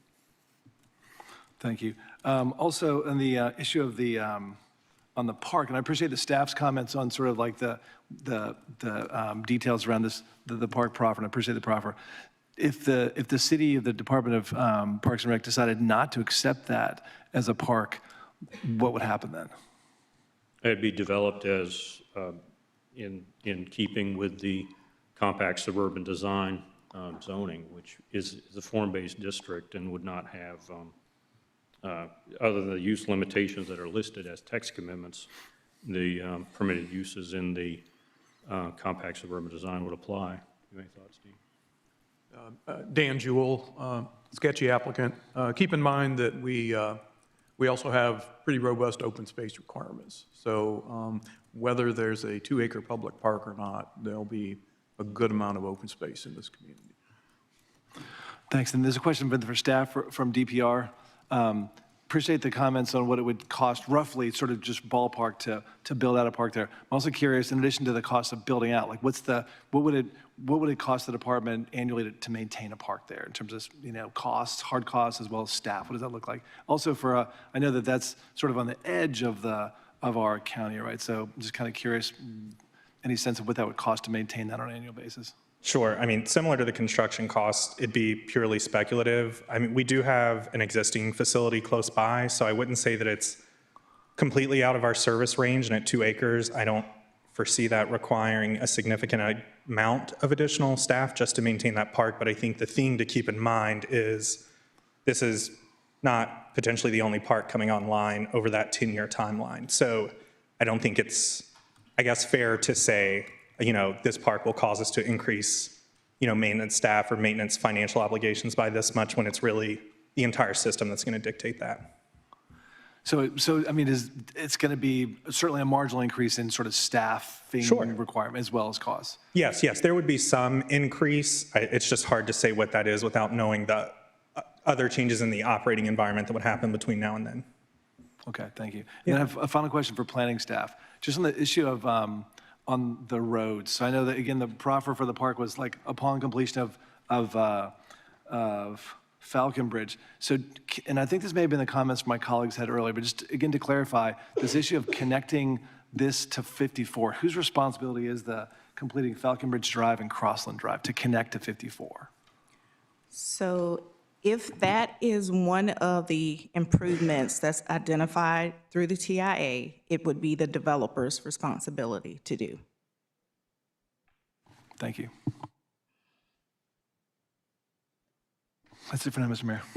Thank you. Any other colleagues? Yes, go ahead. I'm just reiterating that I'm unfortunately not going to look too much at the quality of the project because I still believe that the TIA needed to be done prior to its getting to council. I know colleagues are tired of hearing me say that, but that is the read of the statute. It is a mandatory shall, not a discretionary on how we feel about when a TIA would be best done. And with that concern, I'm not going to be participating, so I'm just going to be a no vote.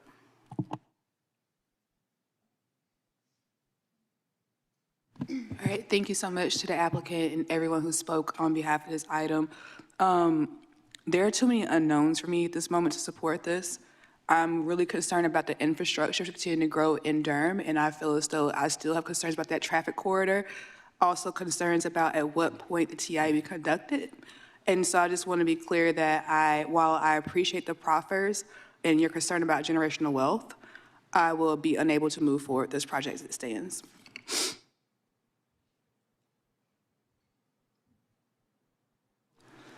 I wanted to follow up on another question that was raised by a resident that I think is directed toward the applicant. But do you anticipate requesting an MPA on this project? I know we've seen cases where, pretty soon after rezoning requests that kind of moving forward in the process and that request being made. What do you anticipate in terms of the needs around an MPA with this project, given the current concept?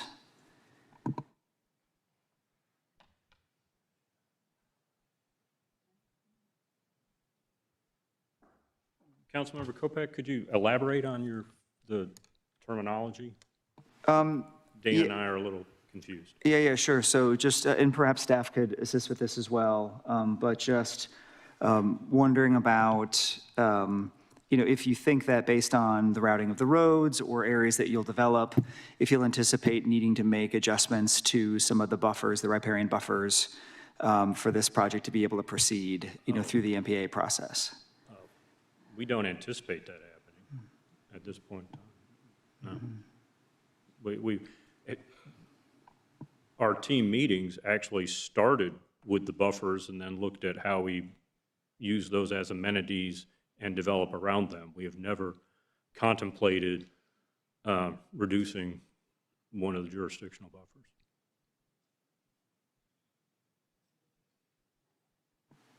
Okay. Thank you. So, I definitely take to heart the Planning Commission's vote on this case.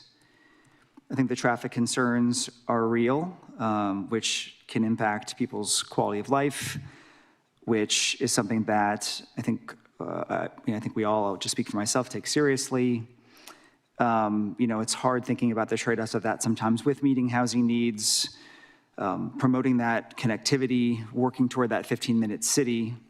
And I do also at the same time appreciate, the affordability elements, the potential for future connectivity with transit, being in the transit opportunity area. I think the commitments around, verticality, mixed use, making the site walkable, childcare, green building, 100-year stormwater, being above tree requirements, the enhanced buffers, the commitments around the southwest corner and the natural heritage site. And so I think that there's also a lot that's good in this project. I know that there's questions around the TIA. The best that I can do is do my best to understand and follow the guidance of our legal team and planning staff. And I do think that there's a material benefit with the TIA at every stage of site plan, where it will come to us to review and accept before it can move forward, which is not something that we have seen with other projects. And so my hope is that would help to mitigate some of the traffic concerns, though of course it will not fully mitigate it, and it will be something that impacts people's quality of life. So definitely weighing the concerns I've heard against the benefits, and I appreciate the discussion tonight, the concerns that were raised, and the proffers by the applicant. Thank you. Thank you. Mr. Baker, Councilmember Baker.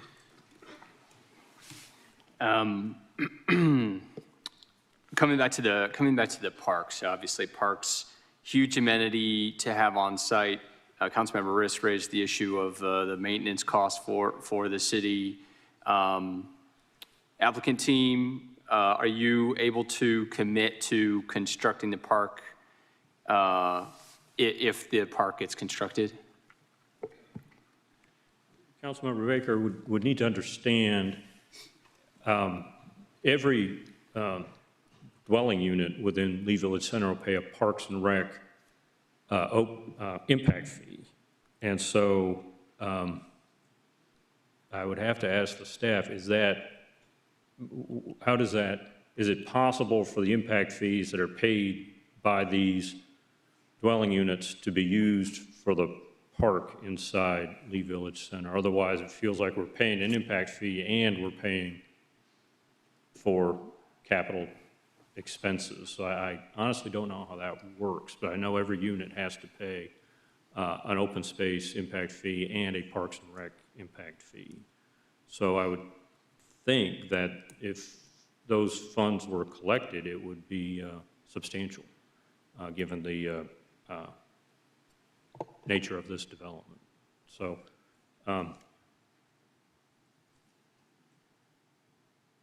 yeah, it's just, I don't know if we can determine a specific number at this time without knowing how the impact fees would be allocated that'll be generated at Lee Village Center, if you see my point. See what I'm saying? Like every unit pays an impact fee in order to get a certificate of occupancy, And then the question is, what happens with those impact fees?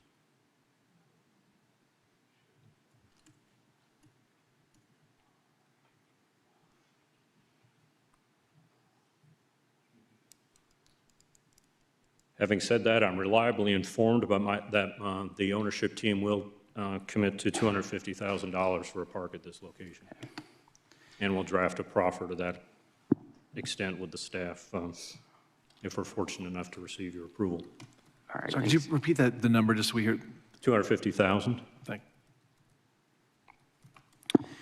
All right, thanks so much. Two more questions. One is, this obviously building out the site would require a lot of infrastructure on site. One, are we confident that there is enough sewer and water capacity to serve this area? Two, with regard to Falcon Bridge in particular, is that being built out by the applicant, or would that require public subsidy? Those are my questions. So I'll tackle the water sewer question. This is not in an area impacted by sewer capacity limitations. I will defer to- So the Falcon Bridge extension project would be funded and constructed by the applicant.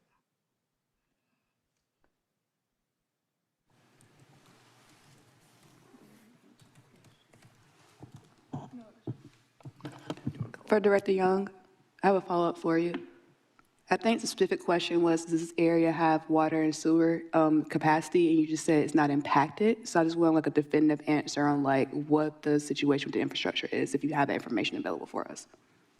Yes, there is, according to our water management department, there is adequate capacity in this area. They have identified the improvements that are, I believe, needed in the UEA. And so I can pull those up. Sorry, give me 1 minute. Actually.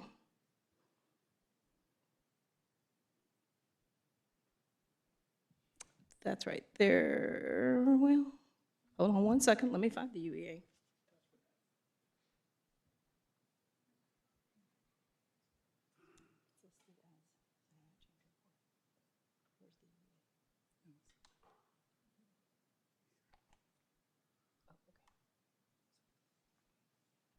Sorry about that. So the UEA does include, as I'm scrolling through it,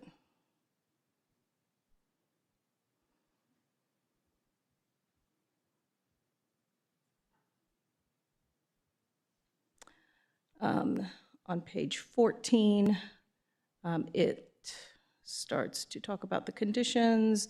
15, the project-specific provisions. It talks about the size of the water lines that are required. That is also included in your staff report.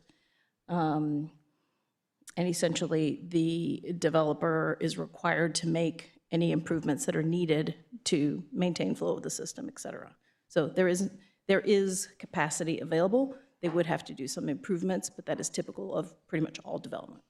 And I understand this project is scheduled to last over, well, it's supposed to be like maybe a decade or so before it's fully built out. So do we know, and I know that it's included in our staff report, but I think it's really helpful for the public to hear it as well, which is why I'm asking you the question. So do you have any intervals or the time frame in which these improvements will be made, or just thinking about like, because I don't want us to have a situation where we approve this massive development and then we get the emails because it's like at capacity and we have like a moratorium inadvertently. So I just want to be clear with that. Yep, good question. So these improvements would be required of the developer as they build their project out.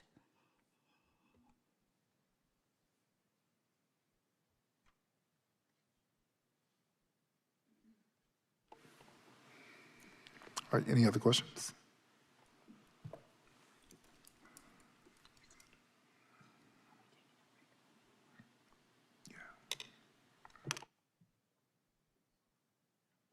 All right, a lot of the, I mean, you guys committed to buffer. I was going to ask about that. You said 30 feet, right? Yes, sir. along the southern edge. Okay. On the, it's indicated, if you can see the street and block diagram for Lee Village Center, it's a 30-foot buffer along the southern. Yes, sir. But you committed. Good. Yeah, it was committed on day one, Mayor. All right, good. I can appreciate the conversation that you were having with Councilmember Riss. That is, Councilmember, that's something I always struggle with because I do want people to be able to build generational wealth, but we also want to prevent, what we've dealt with over the last few years where corporate entities are coming in, buying up properties and flipping them immediately, basically throwing our market out of whack. So for everyone who's listening to that, the reason why we try to extend that is to prevent that. And I think the state may, I'm not sure if they did it or not, but I think there was some type of law passed where they're restricting corporate entities from buying up properties en masse. If not, I know it's been talked about. I would welcome that. But at the same time, you're beholden to a property. You move in and it's like you enjoy it the first few years because you have your own property, but you're deeded from being able to enjoy the luxuries of home ownership and being able to sell it and buy another property and accumulate, which so many people enjoy, especially in this area. I know this area well. I used to live across the street, and I know the traffic patterns over there. I know also that, there is potential for this to maybe be a smaller or, I don't know, comparable size to Meadowmont, but maybe done better. Not as boring as Meadowmont. Because this will be on the Durham side. It's going to be better. But it is a nice commercial area over there. It is right next to an interstate. I think that there are a lot of qualities that make sense over here. Anytime we are disturbing land and it's going from the nature that currently exists to construction, that process is always going to be uncomfortable. But then you have, and just for the record, Madam Clerk, please run the clock. You can start at 2 minutes. I'm just about done. But also, it just like those who enjoy, living over there right now, which is a really nice area, there'll be neighbors to get to enjoy the same thing. Also, we just had a homelessness strategy that had significant recommendations, and one of the recommendations was housing supply and diversity. We have a public safety strategy we're working on, but already, the cities that have incorporated this plan, housing security is one of the things that is a public safety solution. We have a housing assessment done that talks about the housing diversity that we need. We have a housing plan that we're trying to build up because we know the demand that's in this area. And there are some that say, we've already surpassed a certain point. We don't need any more housing. But, it's harder to, we just heard tonight, it's just going to take 10 years at minimum to build this space out. We also have seen that Durham's 324,000 people now.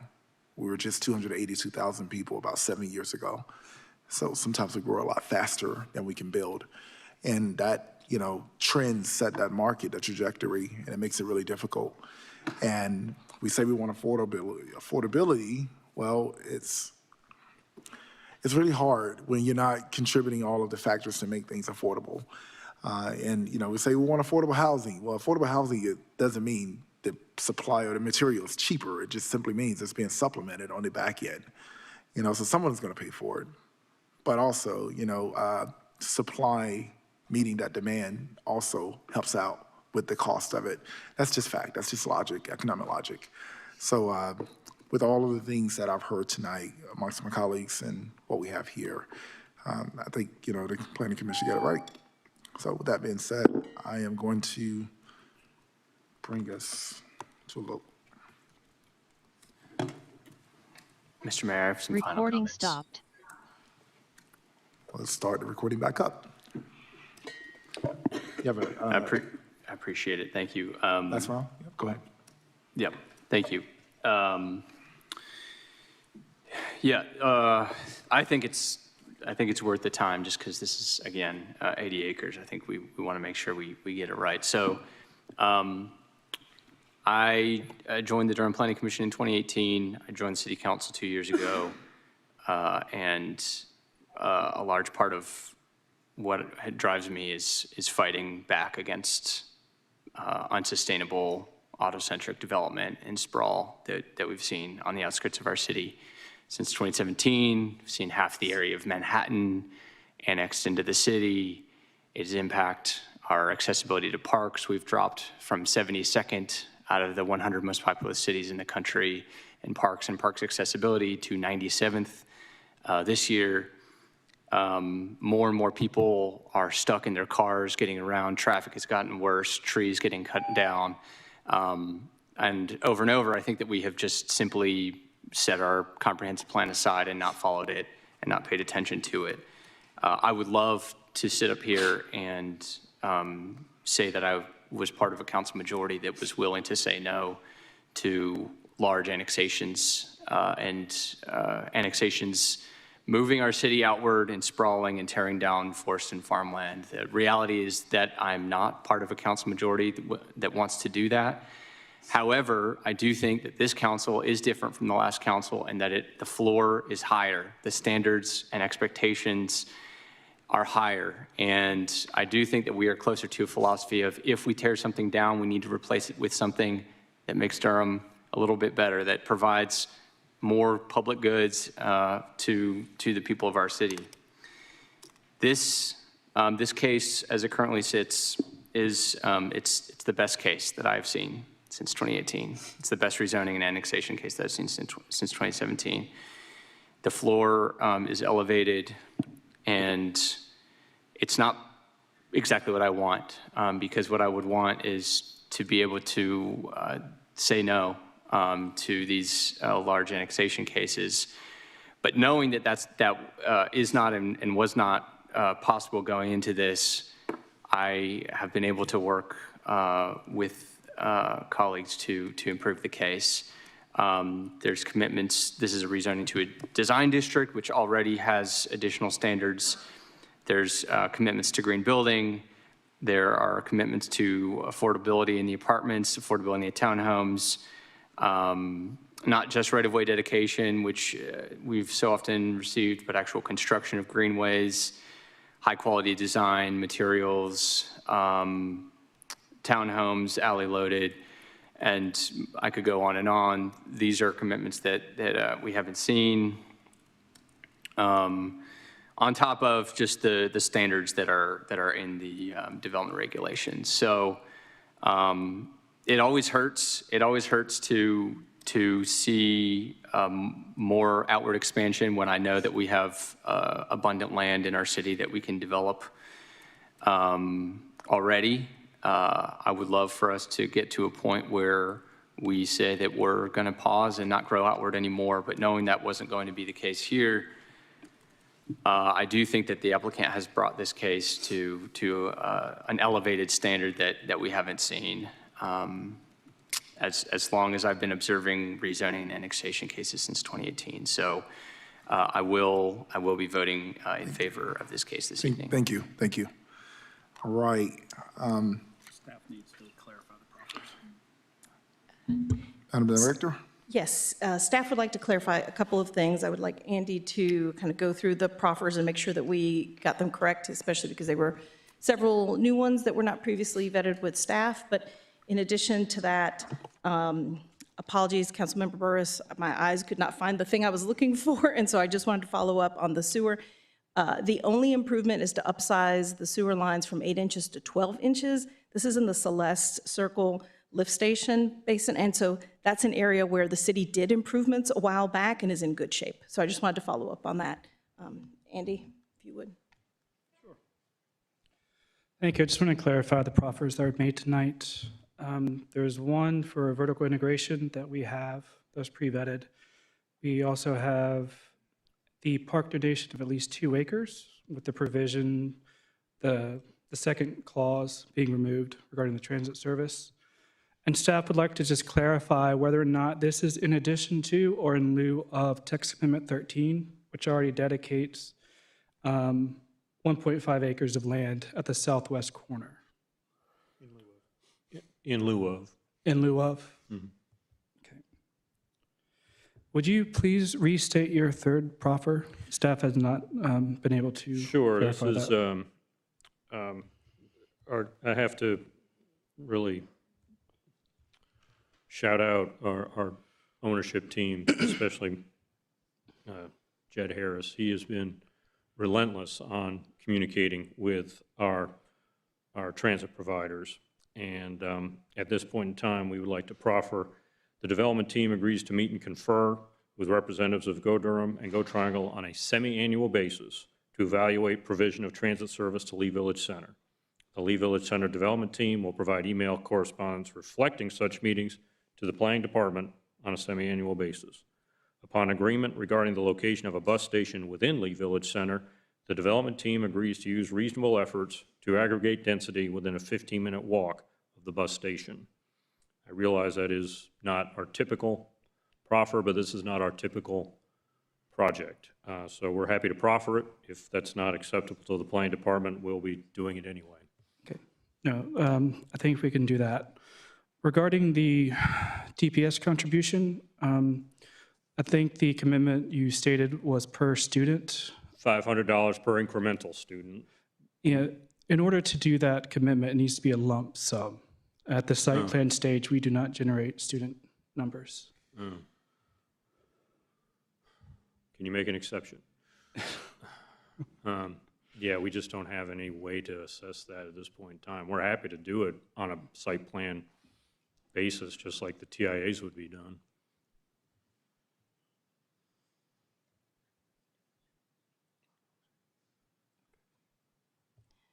All right, we will work with you on that, Appreciate it. but that is not a typical way that we like to capture these. And that'll be at the time of site plan. When will the calculation will happen? When are you proffering that the payment is made?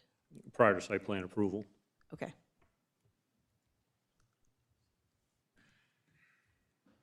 Thank you. And could you clarify the revised apartment AMI percentage? Yes, sir, that is 6% at 60% AMI and 3% at 80% AMI. Okay, and you're removing the 100% AMI Yes, sir. as part of that. Got you, thank you. And the last one is the $250,000 park donation, which planning and DPS will work with you in the language regarding Correct. that. All right, thank you. Councilmember Kopak?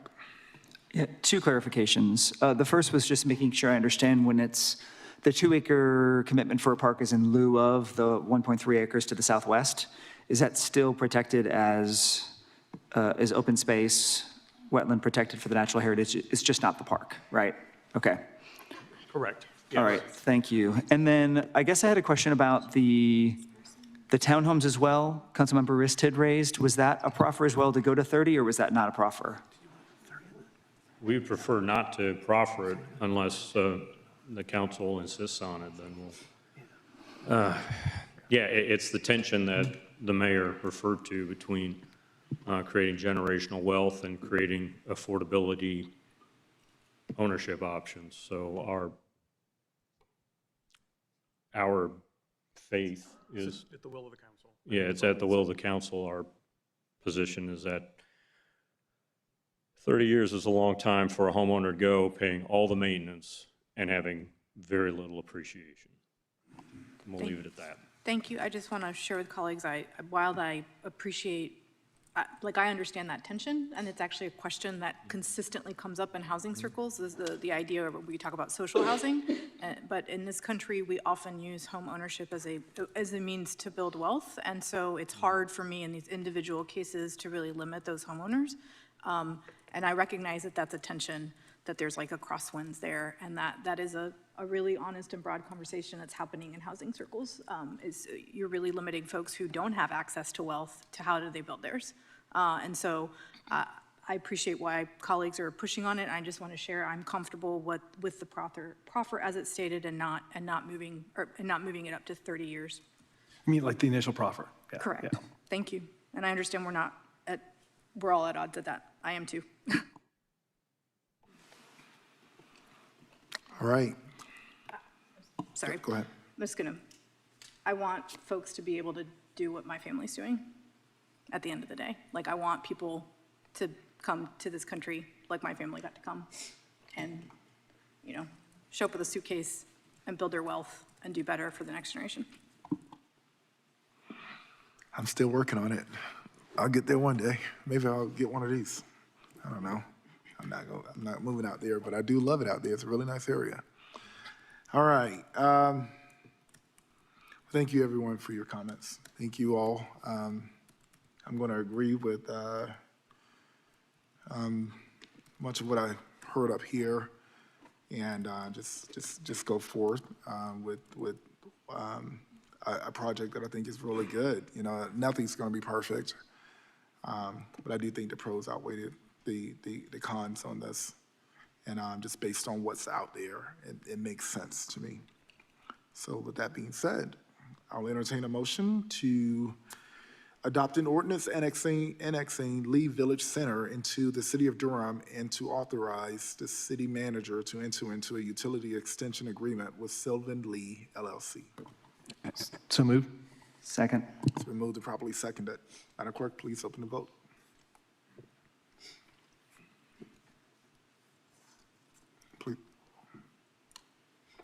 Please close the vote. And the motion passes 5-2 with council members Burris and Cook voting no. All right, thank you.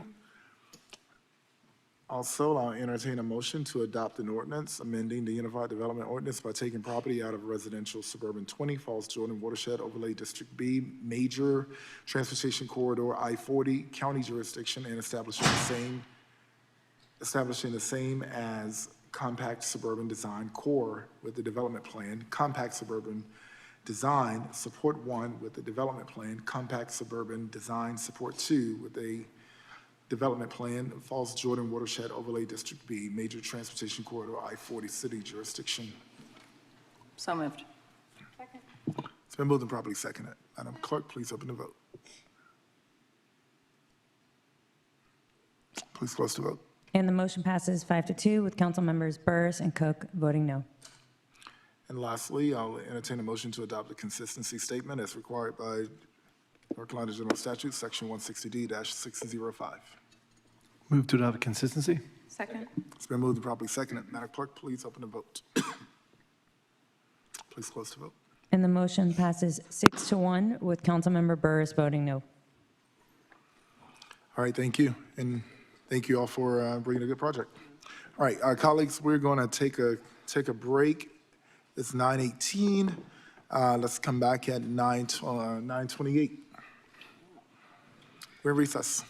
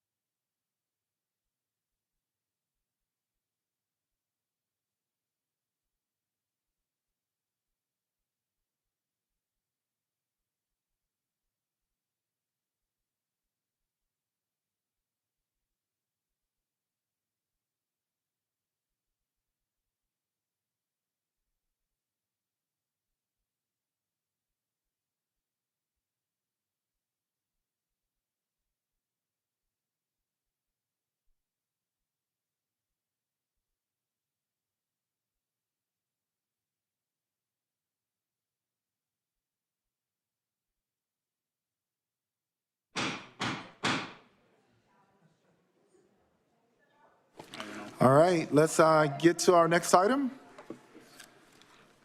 1, 2, 3, 4.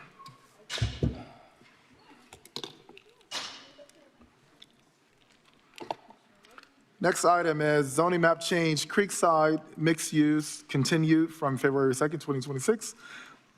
Ready for the staff report. Thank you. A request for a zoning map change has been received from Laura Holloman of McAdams for 12 parcels of land totaling 75.5 acres and located between Miami Boulevard and Angier Avenue. The current zoning is residential suburban 20 and residential suburban multifamily with a development plan.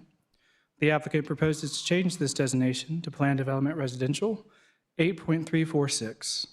The applicant is proposing to rezone the properties to allow up to 630 townhouses, apartments, and two-family dwellings with up to 9,500 square feet of non-residential uses, excluding drive-through facilities and convenience stores with gasoline sales. The properties are currently designated mixed-use neighborhood in the place type map. The proposed Plan Development Residential 8.346 zoning is generally consistent with the designated place type.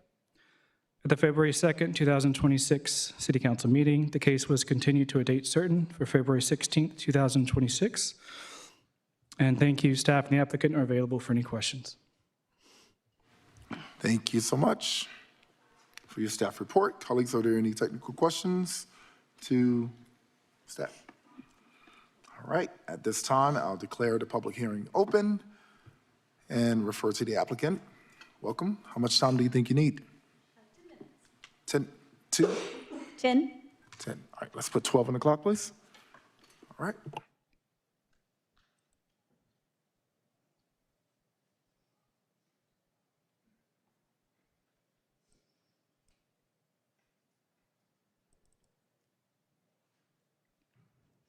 Okay, thank you.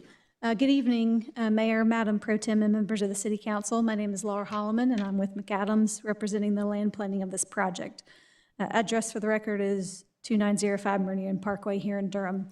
Joining me tonight are Kate Murdoch, also with McAdams, Steve George of the CSC Group, developer and property owner, and Reinald Stevenson, traffic engineer with DRMP. So thank you, staff, for the wonderful lead-in and wonderful work on this case thus far.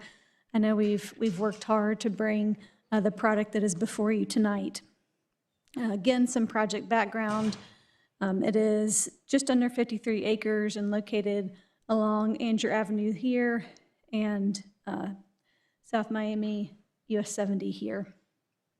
The proposed density is 8.346, which again allows for 630 townhouses, apartments, and two-family dwellings and up to 9,500 square feet of non-residential use. Again, as staff mentioned just a few minutes ago, this is right in line with the place type map, which designated this property as mixed-use neighborhood.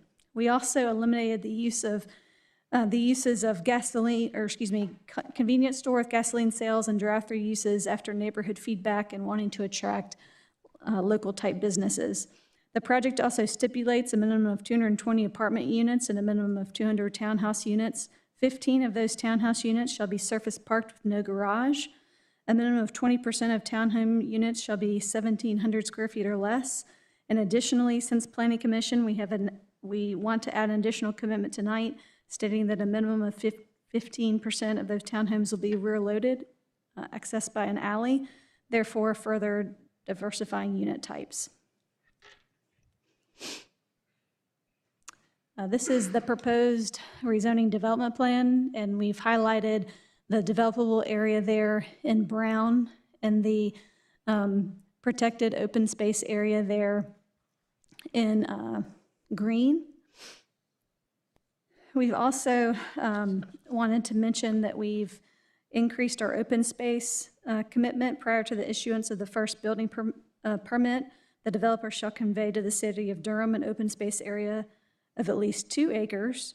That's an increase tonight. Previously, when Planning Commission reviewed it, it was 60,000 square feet. And with frontage of Angier Avenue of no less than 100 linear feet. If the city does not accept the dedication, the area will still be meant for public use and will be instead publicly accessible open space. So either deeded to the city or a public access easement will be recorded prior to the first CO. So either way, it's a guaranteed public open space for folks. Should the city of Durham accept the dedication of park area, this is a new commitment tonight, a one-time donation of $50,000 shall be made to the Durham Parks Foundation prior to the first CO to contribute to the development costs associated with that park. This plan before you tonight, as you can see, does show open space throughout the development. This is the commercial space here, dedicated up to 9,500 square feet.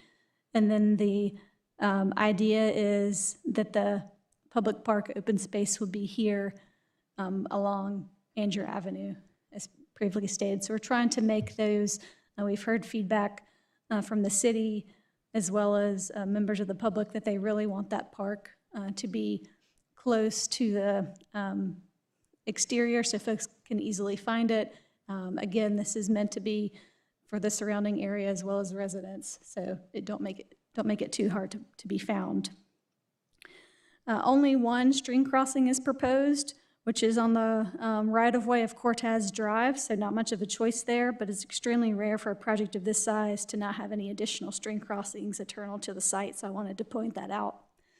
Also, this dashed line here is the building height line. Everything in this area to the west of it will be limited to 45 feet in height. That is meant to create an appropriate transition to the neighbors in this area, and then folks that are surrounded by open space and commercial as well as US 70. They have the higher height there. So logic would tell you that the apartments will be in this area and the townhomes, duplexes will be in this area. There are many sustainable commitments with this case. Additionally, subject to determination by Go Durham and Go Triangle, the developer shall construct a bus pullout with shelter along Andrew Avenue. Additionally, a construction of a 10-foot shared use path along the east side of Andrew. All apartments will meet the Energy Star multifamily new construction program requirements. And all street trees, vehicular use area trees, trees within perimeter buffers, all must be native plantings. So again, we feel like we've got a pretty strong sustainable commitment list there. Affordable housing commitment, a minimum of 8% of the apartment unit count shall be affordable as defined by the UDO, which is 60% of AMI. Townhomes and duplexes, 3% at 80% AMI for 30 years. The project, I know there's been debate on that tonight. The project is unique in that it focuses on both rentals and owner-occupied for affordable housing. All told, the proposed zoning is right in line with what the city is envisioning here, and we are extremely pleased to receive a positive recommendation in Planning Commission. A couple of y'all were on the city council when the case for the portion of this got denied. And really, sometimes it takes a second look at things to really get it right. I remember Councilmember Baker, you said, hey, I like several things that you do here, but if you just come back and do things better, I think you all could have a chance for success. And we're here thinking that we've provided puzzle pieces crucial to this. You know, this has a current approved rezoning with a graphic development plan for up to 350 apartments. But it really misses the mark, because it gives no commitments to have cross-access between this area and this area. So these folks have no cohesive development at all, and you risk the developments not talking to each other, not connecting for vehicular access, pedestrian access, open spaces. So good on the owner and developer to buy this land and really feel like, hey, I've got to do something right here. I've got to make this cohesive for everybody. So with that, Steve George is also with me here tonight to answer any questions, and thank you all for your time.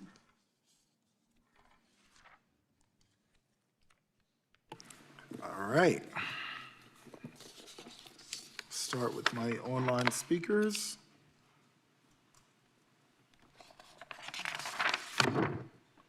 I have, we have a Fenching Lee, and I'm sorry. Steve George is not online, sir, but Feng Ching Lee is, she's the next one up, or they're the next one up. All right, so we have, and just, real quick, were you continuing the presentation, or you're That'd just probably be better if I could. continue the presentation before I get to questions? Yes. Oh, go ahead, I'm sorry. My apologies, I thought Laura had completed it. No problem.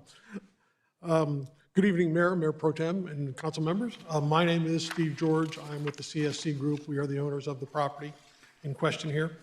And I just want to, I'll probably hit a couple of the highlights that Laura covered here also, but just want to cover some of these items that, again, to put some highlights on them. First off, I want to point out, it showed 50, this acreage is 75.5 acres in total. It showed on there 52 somewhere on that list. I want to emphasize this plan is fully consistent with the designated place type map. It is fully compliant with all UDO requirements. We meet or exceed everything on the UDO. It meets 22 of the 24 applicable comprehensive plan policies. And I think I could argue that the other two we actually meet also, but we meet 22 of the 24 on there. As Laura mentioned, we've proffered affordability, 3% of the townhomes at 80% AMI, 8% of the apartments at 60% AMI. And I want to point out again, we've designed this so the townhome section will have 3 separate types of units. We have surface park, which will have no garages. We have a typical townhome with 2-car garage, 1 and 2-car garages, and then we have a rear load alleyway design also. So there'll be 3 separate types. The surface park will allow us also to hit, actually all of these products will hit various spots in the affordability spectrum. And that's what we're really shooting for. The surface park especially will be able to hit, we hope to get in the possibly the 200,000s, or the high 200,000s or low 300,000s with those. So working class affordability. We have proffered a school donation of $36,000, which is higher than what actually the generation would come out to. The park, I want to touch on this. We did, as Laura mentioned, we've increased the size of that to 2 acres, also with the $500 or $50,000 donation towards development of that park. And we have talked with the Park District, and just listening to the last case here, as we go forward, if we knew more about what was going to go in the park, well, if they want the park, first off, for sure, and what's going to go in the park, we may be able to do more in terms of the development costs and help out in terms of the development of that park once we know the scope of what's going out there. Also, the bus lane and shelter, we have talked to Go Durham regarding that and are set up to put that in if they want it. The green initiatives, the Energy Star requirements on all apartments, electric charging station at the amenities for the apartments, and the one stream crossing, which we kept this whole area, 75 acres, the one stream crossing, which was a very great design by McAdams. I want to touch on, Laura mentioned we've combined these 2 projects into one. And what it's done is a lot of the concern from the neighbors especially was the traffic on Angier and Pleasant Drive. By doing this, you'll see when we've redone the TIAs now with the combination, this gives another outlet for people from Angier to 70 directly to 70. So it doesn't solve all the problems, the traffic problems, but it does make the situation better in this area because it gives another outlet for that traffic. It's a plus win-win for the area in terms of the overall traffic flow. We also have committed to, there will be another study done at Pleasant and Angier when we start this, and if NCDOT determines that a light is necessary there, we are committed to put the traffic light in that location.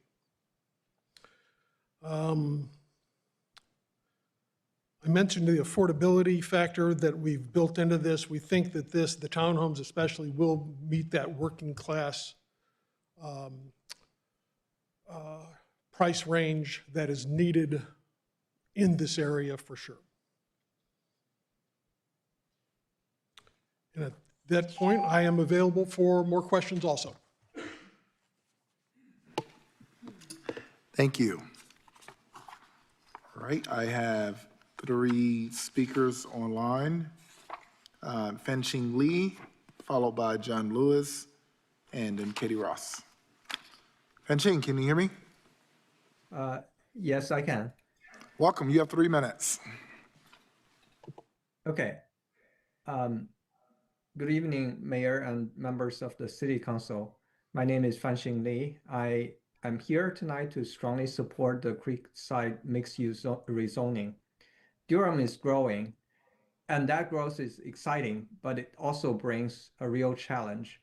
Many of the very people who serve our community can no longer afford to live here. Our teachers, firefighters, young professionals, and public workers are being priced out of the city that they dedicated their life to. This project helped address this in a real, meaningful way. With home priced in the upper 200,000s to lower 300,000s, this development creates opportunities for working families, not luxury buyers, but the people who make Durham work every day. It includes substantial amount of affordable housing unit, as Steve just mentioned, helping Durham move forward on one of the most important priorities. The project also gives back to the community, as mentioned earlier, in terms of donation of the park, the various commitments and improvements of the traffic, connectivity between Highway 70 and Andrew Avenue. All these would improve the traffic according to the recent TIA report. Just as importantly, the development is consistent with Durham's long-term vision for thoughtful mixed-use growth. This is not just about zoning, it is about the future of Durham, in my opinion, and it is about whether the people who serve our community can continue to live in it. It is about building a city that remains inclusive, vibrant, and strong. Therefore, I respectfully urge you to approve the Creekside rezoning and support a project that help ensure Durham remain a place where working families can belong. Thank you for your time and consideration. Thank you so much. Next, I have John Lewis. Can you hear me?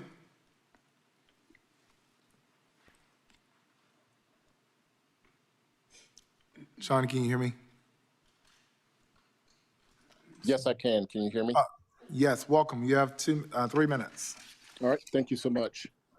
Good evening, Council and Mayor. I represent a neighbor of an adjacent parcel, 25 acres next to the proposed parcel. We've sat through the Planning Commission meeting several months back. We sat through the City Council meeting a couple of weeks back. We've listened diligently to the concerns of the neighbors at the Planning Commission. They're very thoughtful and very conscientious in their comments. We feel like there are many, many challenges that come with growth in respect to the city of Durham and the challenges that exist. We feel the development team and the ownership team have worked diligently to meet the needs for the city of Durham. With that, we strongly support the Creekside development and encourage you to vote yes. Thank you. Thank you. And my last virtual speaker is Katie Ross. Ms. Ross, can you hear me? Attorney Ross? Hello, can you hear me? Yes, welcome. You have 3 minutes. All right. This is Katie Ross from Bahama. And I'm just going to give you some numbers that most of you are already familiar with. Well, not just for this project, but even more so, I'll be talking more as we get into the UDO revision. But I wanted to remind this council that the comprehensive plan for Durham was based on a projection of a needed for new housing units from 2020 to 2055, up to 66 1,000 new housing units. This, and I would also remind you that the planning department has endorsed that number.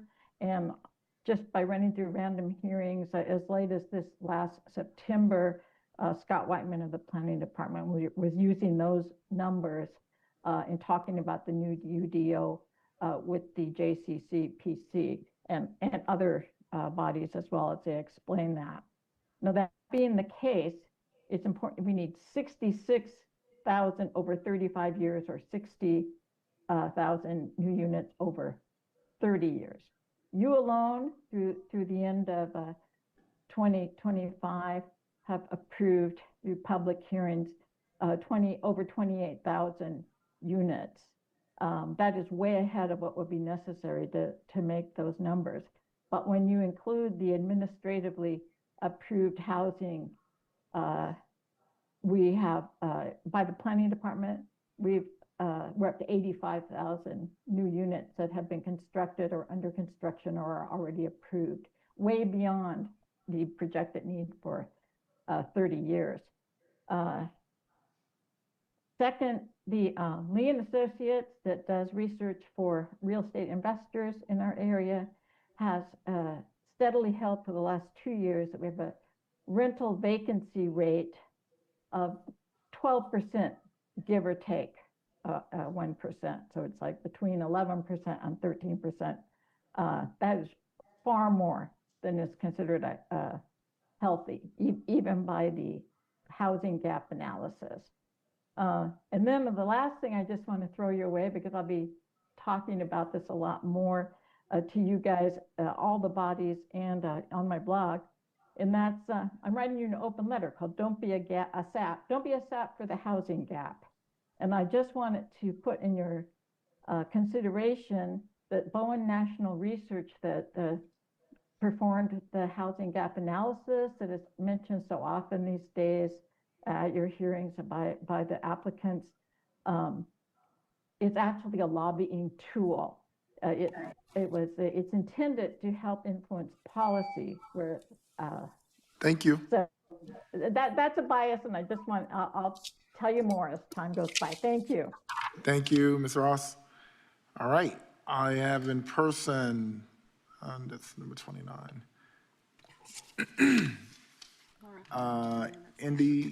Andy Lowe. That's just out of order. And Paul Joffrion.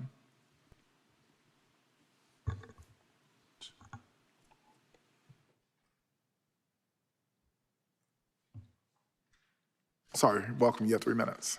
Thank you. Good evening, City Council, Mayor Pro Tem, and Mayor Williams. My name is Andy Lowe. I'm here to speak also in favor, which is rare to say, in favor of Creekside mixed use. As folks have already said, this follows comprehensive plan, place type map. It actually aligns with, I think commenter just mentioned the LDC or the new UDO. The new UDO, this area is RX3, which is a residential mixed use district. So this actually already follows our draft new zoning code. I'm looking forward to being engaged with that process as well. Overall, this is already in the city. This is technically an infill project. This is along a major transit corridor and has a variety of housing types. As someone who aspires to buy a house, I would also like a variety of housing types to shop for. So do appreciate that. So yeah, all in all, I think there was already some comments that I would associate myself with in support of this project, and think we need to do a lot more of this within our city limits. I think that comment was made as far as Lee Village Town Center, which I previously supported as well as a public commentator, but do understand it is an annexation. This project is not, and there are lots of other ones like it and parcels like it that as we go through the LDC process, we should be zoning appropriately to be the infill that we want to see. So yeah, happy to support this. And also with the mayor, I'm looking for a variety of housing types to shop for. So thank you. Thank you. Mr. Paul, welcome. You have 3 minutes. I need just a moment to get my slides up. Thank you.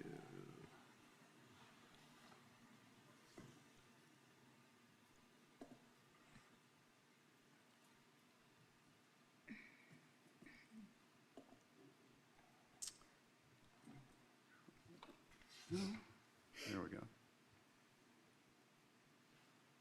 Can these slides be projected? They should pop up. There we go. There we go. Thank you. Mr. Mayor, members of the council, good evening. David Bromberg has a song. Is this what it feels like at the top of the slide? A little less living and a whole lot less pride. I realize I'm running against the grain here. I'm asking you to vote no on this project. I appreciate Ms. Ross's comments about capacity. I'd like for you to take a look at this and hold this in your mind. This is the greater Durham almost any day at rush hour traffic times. Notice the green, 85, 15501, Interstate 40. Notice the red. Daily, that's Highway 70, South Miami. It is the I-85 corridor. And if I were to zoom out on Angier Drive, you would see that backed up from Glover Road towards Cortez, a quarter of a mile, and then from South Miami towards Bungalow. This is a closer view. Again, as you consider your vote, I'd just like for you to keep this in mind. What does traffic mean? This is in front of our home. This is January 13th of this year. I didn't slide in something from 4 years ago. This is January 13th in front of our home. Traffic backed up because of accidents on these auxiliary roadways. This is an accident map, 2020 to 2024, accidents involving fatalities or serious injuries. 18 on the segment of Highway 70 South Miami to Miami Sharon, 8 on Angier Avenue. Circled blue is the intersection of Pleasant Drive and Highway 70. Excuse me. There we go. The circled yellow, again on this accident map, is the proposed development area. This does not include the dozens of fender benders, accidents where there were nominal to moderate injury. It does not include data from 2025, including May of last year when I was run into by an uninsured motorist while traveling south on Angier. They were traveling north. They tried to cut onto Glover at the traffic signal that had been placed there. And it was only through braking sharply and steering sharply that I avoided T-boning them. Nonetheless, it was no serious injury, but it was traumatic for the 15-year-old daughter of the other driver, and it totaled my very old vehicle. I'm not sure what happened to them. The proffers, 2 acres of a park, I appreciate that. Less than a mile away is the 20-acre Hallmark Bethesda City Park with 12 different amenities. The affordable housing, Ms. Ross spoke to the capacity gap, and I would just encourage you to take those comments in mind as you consider your vote. So much more to say. 3 minutes. Thank you. Fast. Thank you. All right, those are all the speakers I have. To our applicant, do you have anything you want to respond to?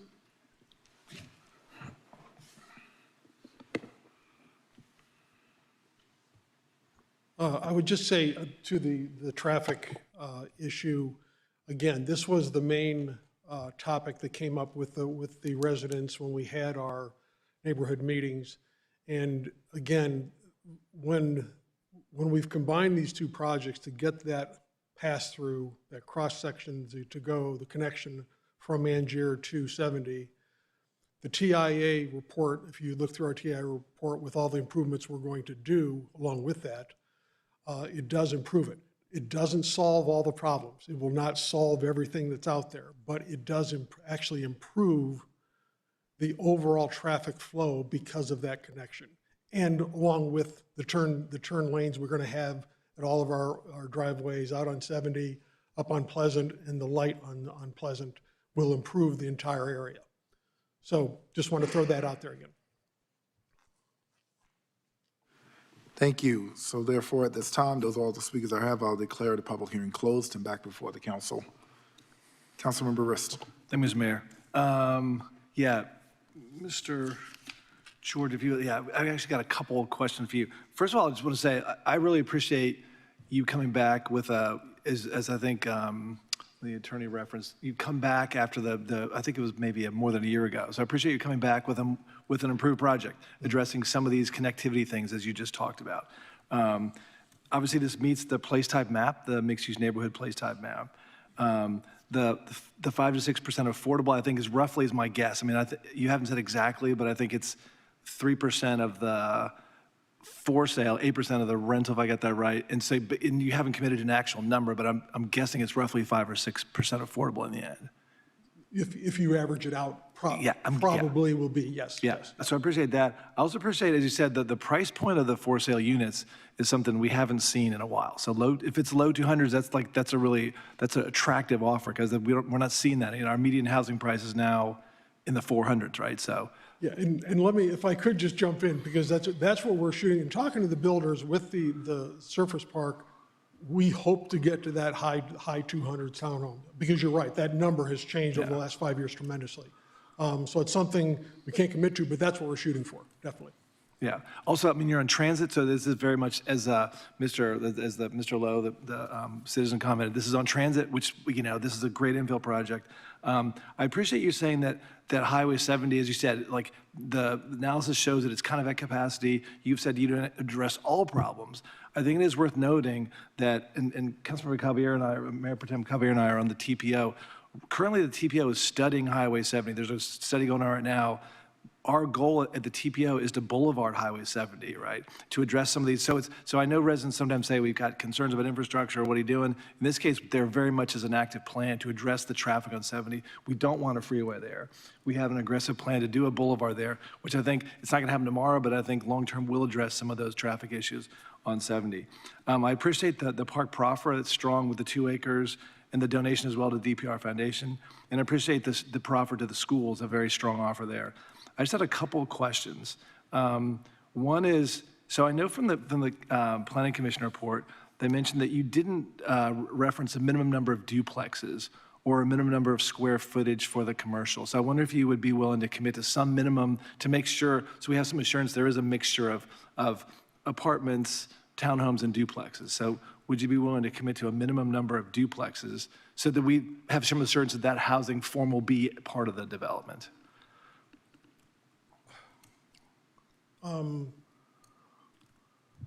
We feel very strongly that with the 3 types of townhomes that we're showing, that we've really shown a good mix of product. The duplexes is something we would prefer not to build out there. Again, you prefer not. Not, yes. But the plan does call for duplexes, right? We're showing townhomes on everything. Yeah. I'm sorry. So it's townhomes, apartments, and 2-family. Isn't that the 3 types? Am I missing something? Maybe I'm confused in terms of the. Do we have the duplexes on there? Okay. So your question was, are they an allowed use? You're correct, they are. Right. I guess, again, from the Planning Commission, I think there was the question, would the applicant be willing to proffer a minimum number so that we can be assured that housing, because I think we do want a mix of housing types across the city, so that we would have some assurance there would be some of those duplexes in the mix.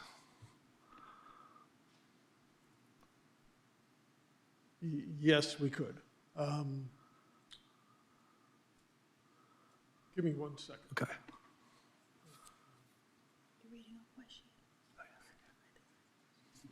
If we could commit to 10% of them to be duplexes. Minimum 10%. Minimum 10%. Okay. Yes. Appreciate that. Yes. And then also on the square footage for non-residential, would you be willing to commit to some minimum, just to ensure again that this is a mix of uses with non-residential and residential? Please, I'm sorry, ask the question again? Yeah, so again, this goes back to the Planning Commission, the request to have some minimum number of square feet of non-residential use, just because the plan calls for non-residential uses, but there's no commitment to a minimum amount of square footage. Well, so we do have a 9,500 square foot of commercial on the site. That's committed, you mean? Yes, yeah, a minimum of 9,500 square foot of commercial. Okay.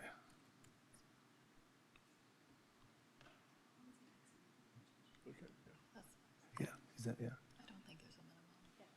I think it's stated as a maximum, but he just stated that he's willing to revise that to minimum. You're willing to rise to the minimum of? Sure. Okay, I appreciate that. Then the last question, I appreciate your willingness to consider that. The last thing is, I know, and I'm a member of the Bicycle and Pedestrian Advisory Committee, and they always submit comments, as you know, for proposals. So they've asked about the having raised crosswalks within the development. It's a way to calm traffic and also provide greater safety to pedestrians. I know in your response you said we'll evaluate that at the site plan, but I wonder if you would consider doing raised crosswalks for all the internal roads within the development. So all internal roads? Yeah, where the crosswalks cross the internal roads. Yeah. Internal roads. Yeah. I guess my question would be, is there any transportation concerns with the raised crosswalks, with emergency access and things like that?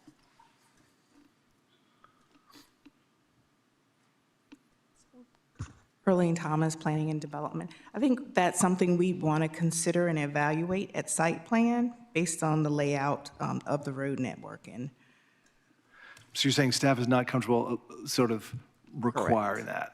And can you say more about that? that type of feature does add an amount of delay for emergency response, particularly if the roadway is designated as a primary route. So it really depends. That's just something we'd like to evaluate at site plan. That's fine. I'll accept the staff recommendation. Appreciate it, Mr. George. Thank you. I think this is a great project. I'm happy to support. Thank you. Thank you. Councilmember Cook. Thank you, and thanks to Councilmember Rist, because I felt like he was reading off my sheet with some of those questions. So a lot of my things have been addressed. I am wondering about the townhouse commitment for affordability. My understanding is that those are for sale units, and that part is capped at 3% of affordable. Is that true? On the townhome, on the for sale unit, 3%, yes. Are we willing to add the duplexes that you've just committed into that affordability That calculation? would be the for sale, yeah. Okay, all for sale units, duplex okay. or- Just yes, wanted to make yes. sure, because I think it specifically states townhouses. And are y'all willing to add any to that 3%? And I'm curious to know if you would add any. I would love it to be at affordable, but I would also be open to it being at a higher AMI, like at 100% or 120% AMI even, just to have some income restriction on it. What if we did this, so what if we did the 3% at 80, the 3% at 80 and another 2% at 100 to make a total of 5%? That sounds great to me, thank you. Yes, That that would work? be amazing, all right. And we got the minimum retail, which was interesting. You had mentioned earlier when you were speaking that y'all might be interested in adding even more commitment to a park, depending on development. Is there a way that we could word like a match type situation up to a certain amount that y'all would be willing to additionally proffer? I'm just wondering how we could capture potential additional investment that y'all would be willing to make if the park was built. I mean, we've had a number of discussions about this park, and that's what the unknown thing is. If we knew what was going in the park and what was going to go there, we could be a little more open about this, I guess. It's just, you know, if you're going to put in 20 pickleball courts, that's going to be a different cost than, Totally. you know, that's something else. So that's the only real holdback. But yes, we're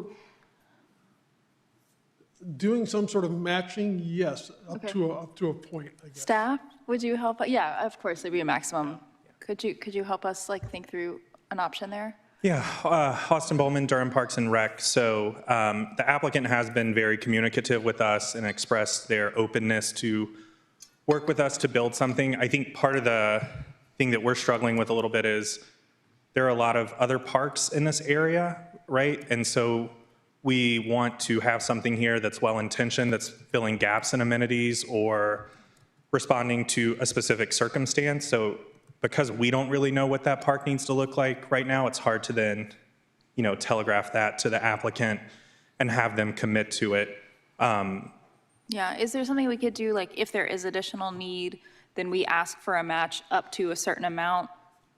I am not sure of, like the legal mechanism of that. I think that the route they're taking now is to donate to the Parks Foundation. I think they could obviously increase that if they would like to, but because we don't know what it is, it's hard to tell them again what that match is going to be, what the magnitude might be. I don't know if that's fully answering your question. Yes. I mean, I understand what you're saying. So the 50,000 is not a contribution necessarily to this park specifically. It is a contribution to a park fund, which we would then utilize if we were to build a park, if the city decides to build a park on that land. That's a great question. So if the applicant were to donate to the Parks Foundation, that could actually be reserved for construction of that specific park. It could be restricted to building that. If they were donating it to the city in general, my understanding is that would just be at our discretion. There's no way to really earmark it just for that portion, which is why they've, I think, done the Parks Foundation route, because then it can be specifically set aside for them. Earmarked for that. Yeah. And so, and maybe could someone else maybe answer that question about whether or not there could be a potential increase in match if there was? Yes, it's my turn to phone a friend tonight. Thank you.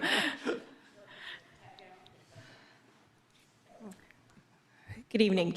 So as long as the proffer is voluntary on their part, we could, and the attorney's office doesn't have any reservations, we could work on this. Is a little bit groundbreaking. Like, I don't think we've done a proffer like this, but as long as it was voluntary on their part and there was some agreed upon way that Parks and Rec would determine at the proper time what the actual need was that they were satisfied with, I think it could be done.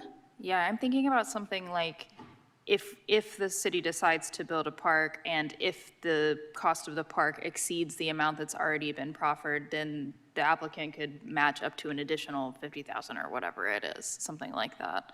Is that something that y'all would be interested in working out language on? Do you have a, do you have a number? We need to summarize that, but something like that, yes, possibly. Did you have a number, Max, in mind that you would be interested in doing a match if needed or if requested? I mean, we would, could we just throw out there, maybe there's an easier way to do this. And I don't want to go back to the last case, but the last case, they donated 250,000, okay, and they had 2,500 units or whatever like that, much bigger than ours. What if we just upped it and said, we will donate 100,000? Okay. That makes things easier. Okay. And again, to the point, that's for this park, not for the general fund. Right. To the foundation earmarked for this park. Okay. Thank you. Everyone followed that. Okay. And then my last question is, do y'all have interest in green building standards for the other buildings outside of the Energy Star for the apartment? I'm sorry, asking. Have y'all considered any green building standards for any of the other buildings on the site outside of the apartment? We didn't codify those, but we've talked to, it really depends on the build. There's a number of builders we're talking to in our group that may come in, sort of the usual ones you've heard of. And they do different things. We definitely are encouraging that. Most of the builders want to do that type thing. So it's a little hard to codify on the for sale side. Okay. But yes, we're definitely interested in doing that. Yeah. Okay, but nothing further to commit tonight. I don't know how we would do that. No. Yep. Okay, thank you. And I just want to echo the statements that I do appreciate y'all coming back with what appears to me to be a really well thought out project that really meets the needs of this area. So thank you, and thank you for the hard work on the traffic stuff. I know that that's, of course, we would love for folks to come and with the development solve all of the infrastructure issues, and I know that that is not always how that works, but I do appreciate the intentionality behind that, so thank you very much for that. Thank you. Yeah, thank you, Mr. Mayor. I think my colleagues have touched on most of the questions that I had, so I appreciate that.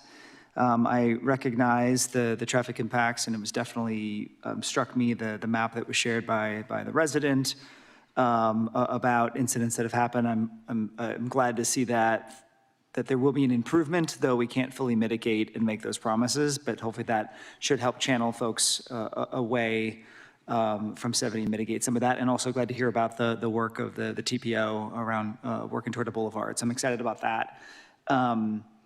So also just want to recognize some of the commitments that you've made above and beyond. But once again, I think my colleagues have really touched on those, so I don't need to repeat those.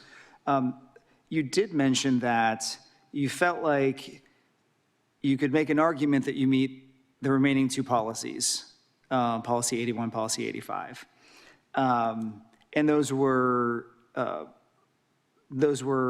issues brought up by some of our planning commissioners for reasons why they had concerns about the project, even as they acknowledged some of the benefits that this project is offering.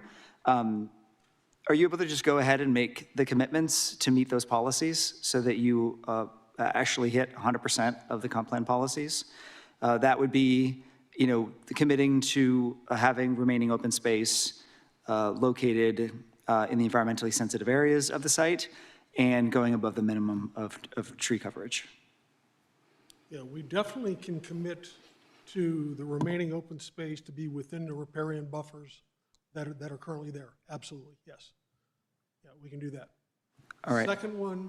It's just going above the UDO minimum for tree coverage, tree save.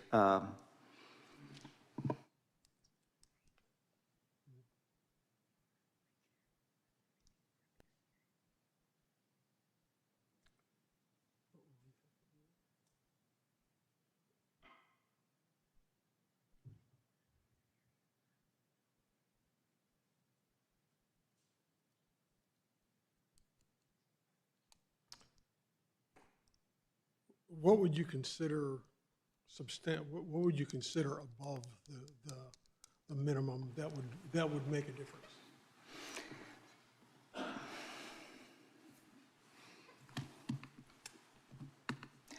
And I want to acknowledge that in any site like this, you're balancing different needs, right? You're trying to make sure you have sufficient housing on the site while also having the protection of the riparian buffers, while also protecting the trees. And so, I'm not looking for a massive increase in this. I just would like to see it go above the minimum. And so even just a couple percentage points above, I think shows an effort, as you've shown in other areas, to try and keep this balance of kind of the ecological protection and space for people to live. So.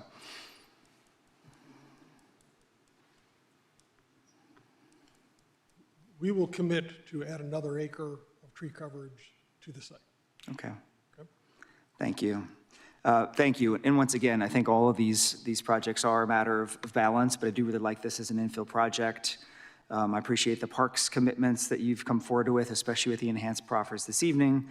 And, it's just important to reflect upon just one more time, in addition to the affordability, like the income restricted affordable housing commitments, also the effort to provide diverse housing types, in some cases of varying sizes, to try and help hit a price point that helps more working people to be able to live and work and remain in our city. And I think that's so critical. And so that was also a very attractive part of this proposal, and I look forward to supporting it. Thank you. Thank you.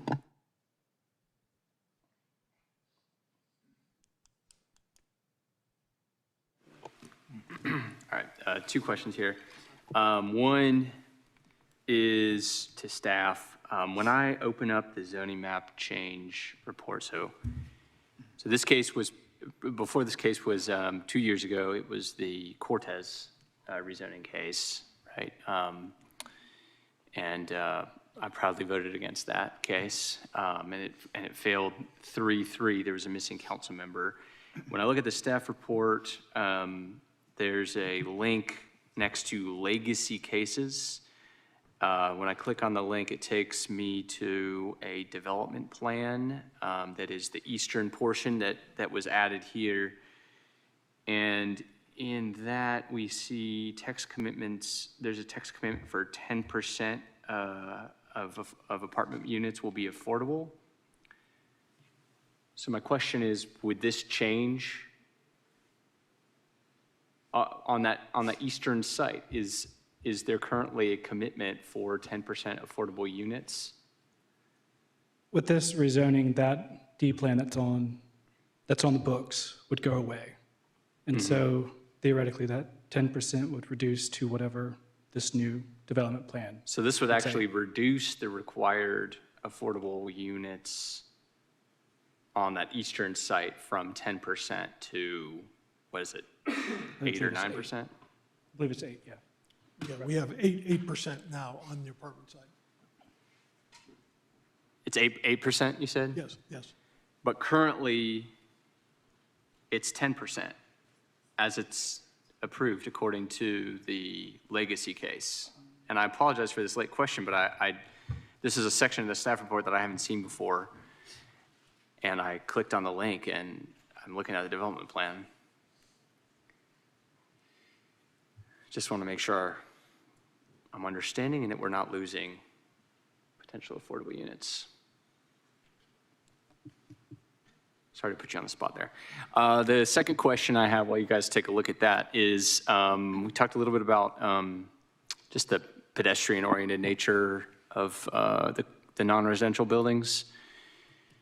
And I don't know, I might have missed it. Did you commit to that, or are you interested in committing to that? Committing to, again, what's Pedestrian-oriented design for the non-residential units? Yes, yes. Non-residential buildings? So with that commitment, you're stating that the buildings front on a public right-of-way and that with minimum 12-foot sidewalks, is that what you're referencing? Okay. Yeah, we're comfortable with that. I know there was talk about committing to design standards in the UDO. That would already default, so we couldn't list that as a commitment because it has to be, above and beyond. So the buildings would already, when those were under review, be held to the building design standards under any current UDO. But can we commit to all this? Yes, we're willing to do that. So we would commit to proffer that the commercial uses shall be designed for pedestrians and accessible to neighborhood residents by fronting the buildings onto public right-of-ways with a minimum 12-foot wide sidewalks and street trees, and using sidewalks and greenways to connect to the residential buildings. Is that all right? Is that too loosey-goosey? Do you mind repeating that? I can give you a copy. Do you want me to read it off? Yeah. Commercial uses shall be designed for pedestrians and accessible to neighborhood residents by fronting buildings onto public right-of-way with minimum 12-foot wide sidewalks and street trees, and using sidewalks and greenways to connect to residential buildings. That's fine. Okay. All right. Any update? Yes, thanks for giving us a couple minutes to compare and contrast. So the old development plan was capped at 350 units. So you have to do the percentage on that versus this percentage, which is on, I think the total is 630 units. So you would, by my quick math, likely get more under this new scenario in actual units.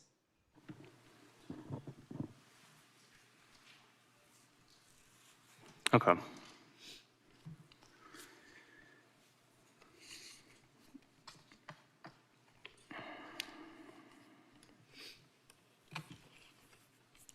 All right. That's all.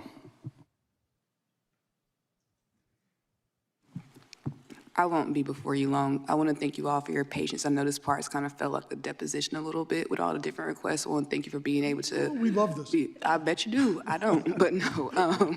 So I thank you for your commitment to affordable housing. I do wish that we could have more, like maybe if that park was an additional unit of affordable housing. I'm not going to press our luck tonight because I know you've been very generous thus far.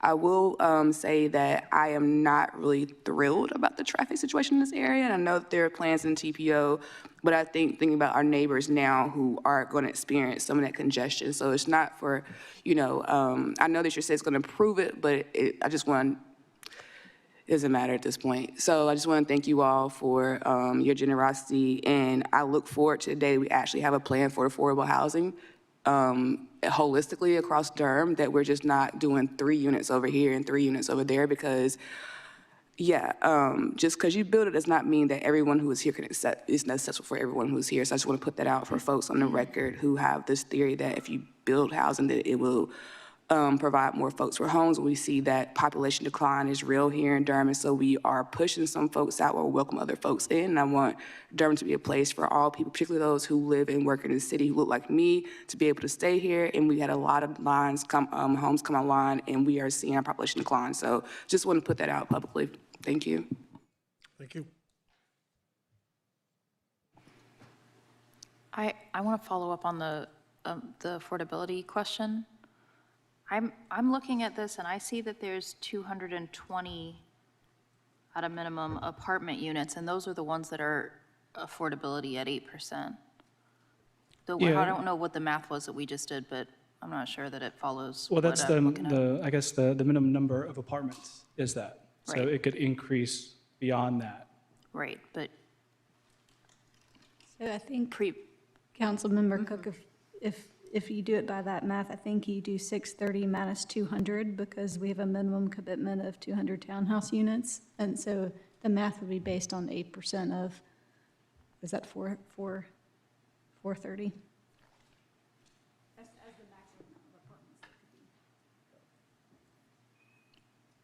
math is not my strong suit, I just want to be really clear. I'm a lawyer, that's sort of like the running joke. I heard us talk about a 600 number, and I don't think that there's a 600 number here that I'm seeing, because the 8% is only for the apartment units. So I just If want I to make could, sure I'm the following. maximum, what we're seeking, the maximum is 630 units. Yes, total. Total, on But both that's sides, not, yes. that's not the calculation for this percentage of affordability that we were just doing, correct? Yeah, sorry, let me clarify. I'm glad you brought that up. Okay, thanks. So it is a minimum 8% of the apartment count and a minimum of 3% of the townhouse or duplex count. So those two combined. And again, I haven't actually done math. It's a guesstimate that it would likely be the same or more, because there is a greater number of total units included in this. And if I could just clarify, Yeah. we already have agreed to actually 5% of the for sale now too. So Yeah, Well, I that's just want not, to point that out. that's right, it's income restricted, not affordable. Pardon? That was income restricted, not affordable, right? The additional 2% was at 100% AMI. yes, So it's, yeah, just making sure. Okay. All right, I'm going to sit down with some maths, but this will be great. Mr. Mayor, just one last comment. I know one of the residents was talking about that we're way beyond projected need of housing already in Durham. And I just want to say, I mean, I appreciate this, because I think what we're dealing with here in Durham is a growing city. And I think from the information we got last Friday at our budget retreat, we're growing by 5,000 people net a year. So we need more housing. We also know that from the Housing Task Force report that Mayor Pro Tem Caballero led, we have a gap of 12,000 units of affordable housing we need in Durham. So this is part of filling that gap. I think the other thing to note is that people sometimes talk about vacancy rates here, there, whatever. There's talk about that. We also learned in our conversations about the Durham minimum livable wage, which is based on fair market rents, that the most recent year of data for the fair market rents shows fair market rents actually going down on total between that most recent year and the previous year. So rents are going down because we're building more housing, and so this is a big part of that. I just want to address that, because we do need affordable housing desperately in this city. So thank you. Just as a follow-up, as an actual renter, just because rents are going down, we are also being faced with exorbitant fees as well, like your trash fee. So while you might have a $1,200 base rent, you might end up with a $1,500. So I would ask that we're empathetic of the journeys of other people. I know there are data points, but there's also anecdotal information and lived experiences, though. So I would encourage folks, and you are on the board for one of the largest afforders of affordable housing, which is Durham Housing Authority. So maybe worth, engaging folks and learning more about their actual experiences, what the rental industry is, since you are privileged to have home ownership on your side. Thank you. Burris, I don't think you need to educate me here in the council. I can make my comments, and that's my comments. You don't need to educate me about that. Vote. Thank you. Thank you, colleagues. Thanks for all of the comments and questions. I just want to put into context quickly, the average home cost in the city of Durham is about $425,000. So I think that, these are going to probably fill up quickly. It's a very attractive site. I mean, like I said, any development, it's going to cause a little change and it's going to feel uncomfortable initially, but I think this is a great project, and I do appreciate you guys going back, making it better, and then coming here with a really good case in a part of the city that's growing, developing, and hopefully we get some jobs that are coming up in that area hopefully soon, and that'll be even better, where it'll make being able to live, work, and play a reality. And I understand that the center city or the city center is not the only place where we're going to have, density.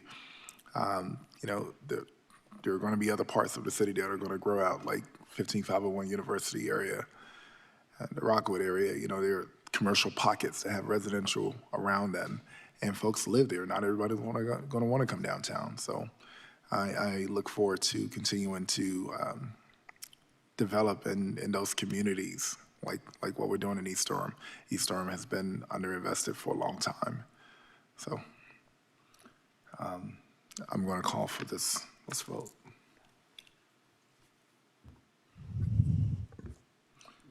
Yeah, I'm sorry. Mr. Mayor, may I clarify just the bevy of proffers that were made? Yeah, let's clarify those. First, there's a minimum of 15% of townhouse units shall be rear-loaded and accessed via an alleyway.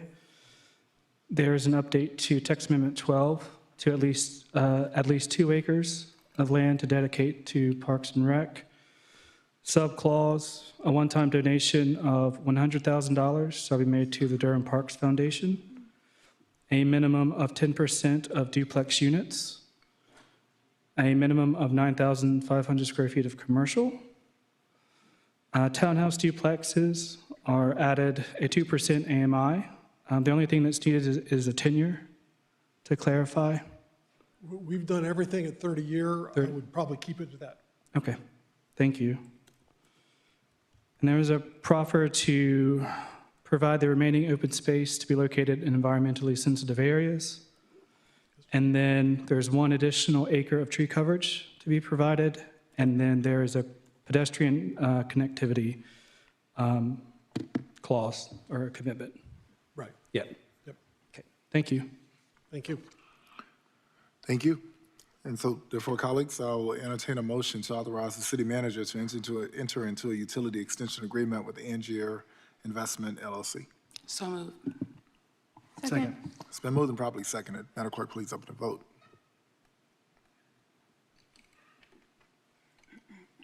Please close the vote. And the motion passes unanimously. All right. I'll also entertain a motion to adopt an ordinance amending the Unified Development Ordinance by taking property out of residential suburban 20, residential suburban multifamily with the development plan, Falls Jordan Watershed Overlay District B, and establishing the same as planned development residential 8.346 Falls Jordan Watershed Overlay District B. So moved. Second. It's been moved and properly seconded. Madam Clerk, please open the vote. Please close the vote. And the motion passes unanimously. Thank you. And lastly, I'll entertain a motion to adopt a consistency statement as required by North Carolina General Statute Section 160D-605. So moved. Second. It's been moved and properly seconded. I'm sorry. Open the vote. Yeah, sorry. Getting twisted up here. Please close the vote. And the motion passes unanimously. All right, let the record reflect Councilmember Baker voted in 100% of development cases tonight. And I was with him. All right, thank you all so much. That is our agenda tonight. Everyone, please get some rest, and I look forward to seeing you all throughout the week.